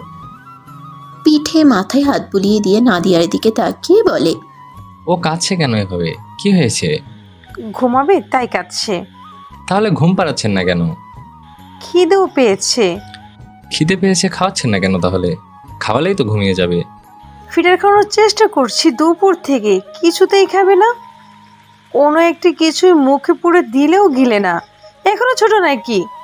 বুকের দুধে পেট ভরে সারা দিন জ্বালিয়ে মারে। প্রহর বড় বড় চোখ করে তাকিয়ে রইল ভাবির দিকে। মাত্র 6 মাস বয়স পার করে 7 মাসে পা দিল। বড় কোথায় হলো, ছোটই তো এখনো। ফিডার খাবে না বলে এভাবে কাঁদাতে হবে? তাই বলে আমার আম্মাজানকে এভাবে কাঁদাবেন আপনি? তো কি করব? দুধ তো বানানো হয়েছে, খাচ্ছে না কেন? প্রহর উদিতার দিকে তাকায়। এখনো কেঁদেই চলেছে। ধবধবে ফর্সা মুখ লাল হয়ে গেছে পুরোপুরি। ভরা বিলের মতো টইটম্বুর হয়ে আছে চোখ দুটো। সমান তালে গড়িয়ে পড়ছে পানি, তবুও শেষ হচ্ছে না। আবার ভরে যাচ্ছে চোখ দুটো। বুকের মধ্যে জড়িয়ে ধরে মাথায় চুমু খায়। আদর করে কান্না থামানোর চেষ্টা করে আবার। আমার আম্মাকে খাওয়ান। নাদিয়া অন্যদিকে মুখ ঘুরিয়ে বলে, পারবো না। কেন? নাদিয়া বলে না কিছু। খেতে দেন আরে বইন, কাঁদতে কাঁদতে গলা শুকিয়ে গেল আমার আম্মার। ওর খাওয়া আজ বন্ধ। আম্মা, তোমার মা পচা, তোমাকে খেতে দেয় না। তোমার মাকে মাইর দিব? উদিতা প্রহরের বুকে মাথা ঠেকিয়ে কাঁদে। আহা, কত মায়া এই মেয়েটার জন্য। প্রহর কোলে নিলে কি সুন্দর বুকে মাথা ঠেকিয়ে ঘাপটি মেরে থাকে। প্রহর বাম হাত দিয়ে ধরে উদিতাকে, ডান হাত বাড়িয়ে চাটি মারে নাদিয়ার মাথায়। নাদিয়া বড় বড় চোখ করে তাকায় প্রহরের দিকে। এভাবে তাকাচ্ছিস কেন বজ্জাচ্ছেরি? খেতে দিচ্ছিস না আমার আম্মাকে?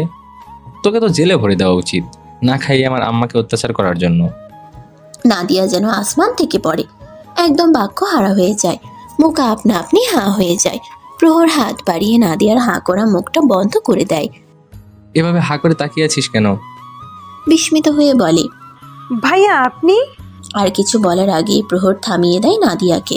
উদিতার মুখের দিকে তাকিয়ে বলে, তোমাকে খেতে দেয় না ঠিক মতো, মাকে আরো শাস্তি দেওয়া উচিত, তাই না আম্মা?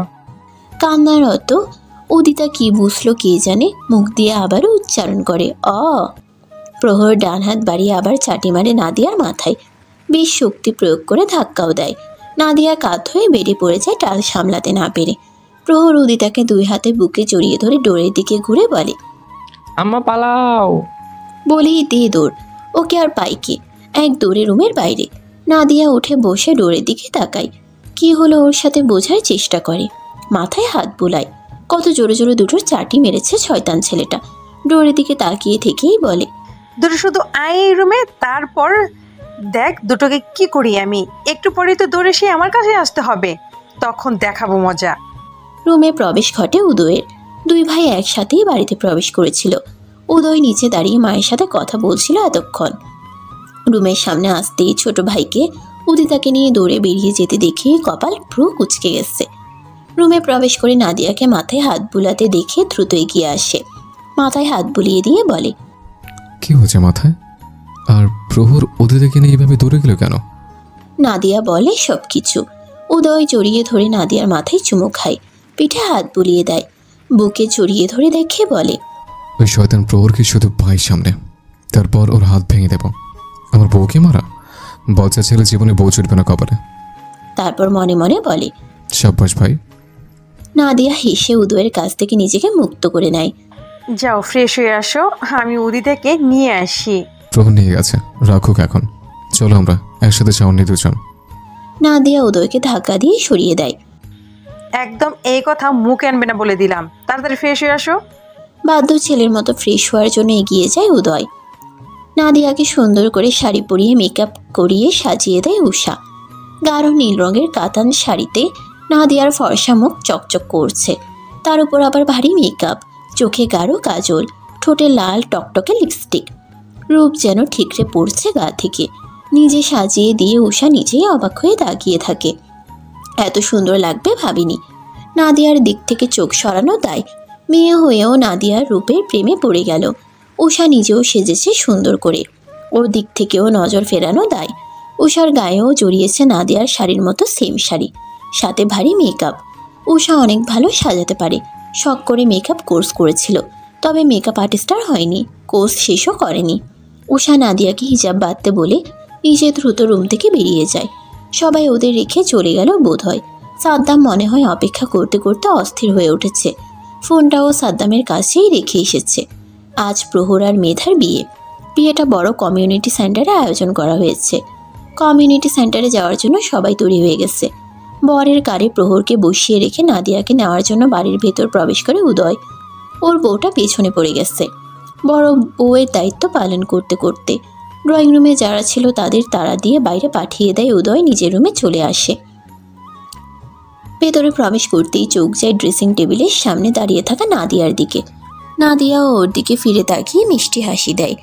উদয় ডান হাতটা বুকের বাম পাশে চেপে ধরে, পেছাতে পেছাতে ঠাস করে ডিভানের উপর শুয়ে পড়ে চিৎ হয়ে। হক চকায় নাদিয়া। কি হলো উদয়ের বোঝার চেষ্টা করে। বুকে হাত দিয়ে ওভাবে পড়ে গেল কেন?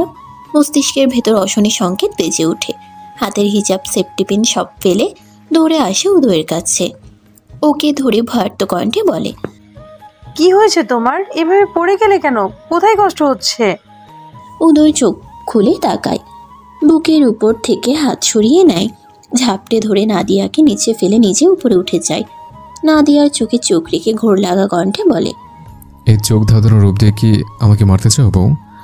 এমনিতেই তো তোমার দিক থেকে চোখ সরাতে পারি না, এখন তো মনে হচ্ছে পাগল হয়ে যাব। নাদিয়া স্বস্তি নিঃশ্বাস নেয়। ভয় পেয়ে গিয়েছিল, কিছুটা রাগী স্বরে বলে, এরকম কেউ করে?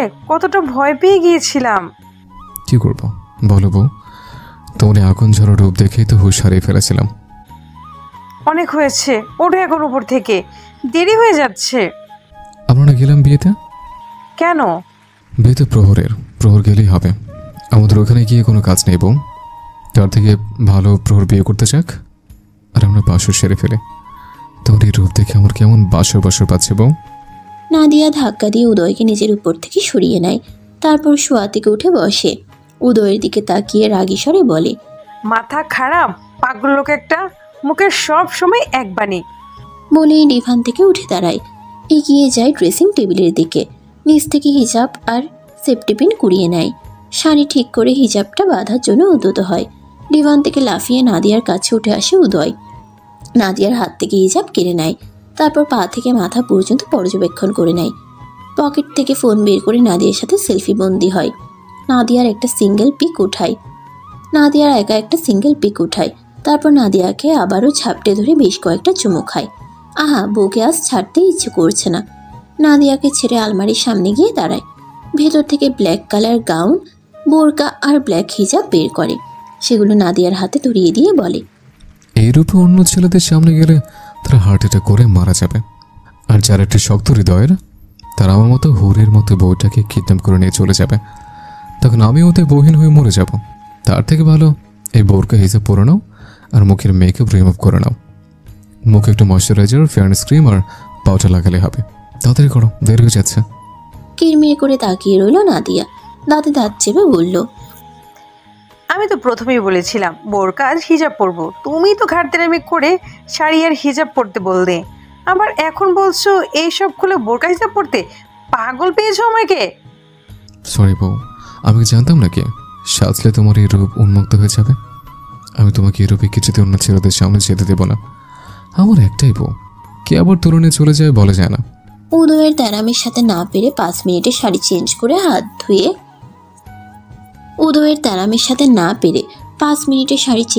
হাত মুখ ধুয়ে পুনরায় তৈরি হয়। বোরকা হিজাব পরে সাধারণভাবে তৈরি হয়ে নেয়। উদয় নাদিয়ার আগাগোড়া তাকিয়ে দেখে বলে, রূপ কমলো না বাড়লো? স্টোনের কাজ করা নতুন বোরকা, হিজাব আর বোরকার স্টোনগুলো ঝিকমিক করছে। নাদিয়ার সৌন্দর্য যেন আগের চেয়ে একটুও কমেনি। এই মেয়ে যা পরে তাতেই কেন এত সুন্দর দেখা যায়। যাবে নাকি? অপেক্ষা করছে তোমার জন্য। আমার বউর দেখে কোনো সিঙ্গেল ব্যাটে নজর দিলে ওই ব্যাটার জীবনও বিয়ে হবে না, আজীবন সিঙ্গেল থাকতে হবে। কোনো মিঙ্গেল ব্যাটে নজর দিলে আজীবন বউর সাথে ঝগড়া হতেই থাকবে। আমিন। দোয়া করা শেষ হলে চলো এবার যাই। উদয় নাদিয়ার মাথা 2 হাতে ধরে ঠোঁটে আলতো করে 2টো চুমু খায়। তারপর ডোরের দিকে এগিয়ে যেতে যেতে বলে, এত মিষ্টি কেন? পিছন পিছন নাদিয়া যেতে যেতে উদয়কে বকাবকি করে। এই নির্লজ্জ ঠোঁটকাটা লোকটা দিন দিন লাগাম ছাড়া হয়ে যাচ্ছে, এখন আগের চেয়ে আরো বেশি হয়ে গেছে। নাদিয়াকে নিয়ে গিয়ে উদয়ের পাশে বসে উদয়। সামনের সিটে ওর বাবা উমর চৌধুরী আর ড্রাইভিং সিটে ড্রাইভার। উদিতা ওর দাদির কোলে রয়েছে অন্য কারে। সময় গড়ায়, বিয়ে কমপ্লিট হয়। খাওয়া দাওয়ার পর্বও শেষ হয়েছে আগেই। ফটোশ্যুট হয়। উদয়ের পরনে গাঢ় নীল রঙের পাঞ্জাবি, উদিতার গায়ে গাঢ় নীল রঙের গাউন, চুলগুলোতে 2টো ছুটি করা, হাসলে গালে টোল পড়ে। আজকে একদম নীল পরীর মতো লাগছে। 3 জনের ম্যাচিং ড্রেস ছিল, কিন্তু উদয় বউয়ের ড্রেস চেঞ্জ করে দিয়েছে। প্রহরের গায়ে গোল্ডেন কালার শেরওয়ানি, মেধার পরনে অফ হোয়াইট লেহেঙ্গা। শ্যামবর্ণের শরীরে লেহেঙ্গা ফুটে উঠেছে। দেখতে খুবই সুন্দর আর মায়াবী লাগছে মেধাকে। 2 ভাই আর তাদের বউ বাচ্চার আলাদাভাবে ফটোশ্যুট হয়। সকলের নজর আটকে আছে উদয় আর উদিতার দিকে। এই দুজনেই আজকে সকলের নজর কেড়েছে প্রথম থেকেই। বউ নিয়ে বাড়িতে ফিরে আসে সবাই। নিয়ম কানুন শেষে বর বউকে বাসর ঘরে পাঠানো হয়। উদয়ের জন্য কেউ কোনো ঝামেলা করার সাহস পায়নি। প্রহর তো মনে মনে মেলা খুশি। যাই হোক, বাসর ঘরে ঢুকতে বেশি অপেক্ষা করতে হয়নি। 10টার আগেই ওদের বাসর ঘরে ঢুকিয়ে দেওয়া হয়েছে। উদয় নিজেও বউ বাচ্চা নিয়ে নিজের রুমে ঢুকে গেছে। বাকিরা যা ইচ্ছে করুক, কোনো সমস্যা নেই আর। এখন বউকে নিয়ে সুখের রাজ্যে পাড়ি জমাবে। নফল নামাজ আদায় করে নেয় দুজন। শুধু জুয়েলারিগুলো খুলেছে, লেহেঙ্গা খুলেনি। প্রহর খুলতে দেয়নি। বউ নিজেই যদি বিয়ের ড্রেস খুলে ফেলে তাহলে ও কি খুলবে? বাসর রাতের ফিলিংসটাই তো বাসি বাসি হয়ে যাবে। মেধা ফুলে সজ্জিত বেডে গিয়ে বসে। ওর কাছে এগিয়ে যায় প্রহর। বেডে উঠে বসে মেধার সামনে। দোপাট্টা তুলে ধরে একটু। মেধার লজ্জা রাঙা মুখটা দেখেই দোপাট্টা ছেড়ে বুকে হাত দেয়। জোরে শ্বাস নিয়ে আবার দোপাট্টা তুলে মাথার উপর থেকে ফেলে দেয়। লাইট আর ক্যান্ডেলের আলোয় তাকিয়ে দেখে নববধূ মায়াবী মুখশ্রী। কি দিয়ে কথা শুরু করবে বুঝতে পারছে না প্রহর। এতদিন কথা বলে আসলো, কিছু হলো না, অথচ আজ কথা বলতে জড়তা কাজ করছে। কেমন নার্ভাস লাগছে। হাই রে, বাসর রাতে এমন লাগে নাকি? সবারই কি এমন হয়, নাকি শুধু ওরই হচ্ছে? কি দিয়ে কি করবে, বলবে, মাথা কাজ করছে না। এভাবে বসে থাকলে রাত পার হয়ে যাবে। তার থেকে ভালো আগে আসল কাজ করা যাক। কথা পরেও বলা যাবে। দিন মুহূর্ত পরিশোধ করেছেই। বউকে ছোঁয়ার অনুমতিও নিয়েছে আগেই। তাহলে আর কিসের অপেক্ষা? কোনো অপেক্ষা নেই। সোজা মিশন বাসর।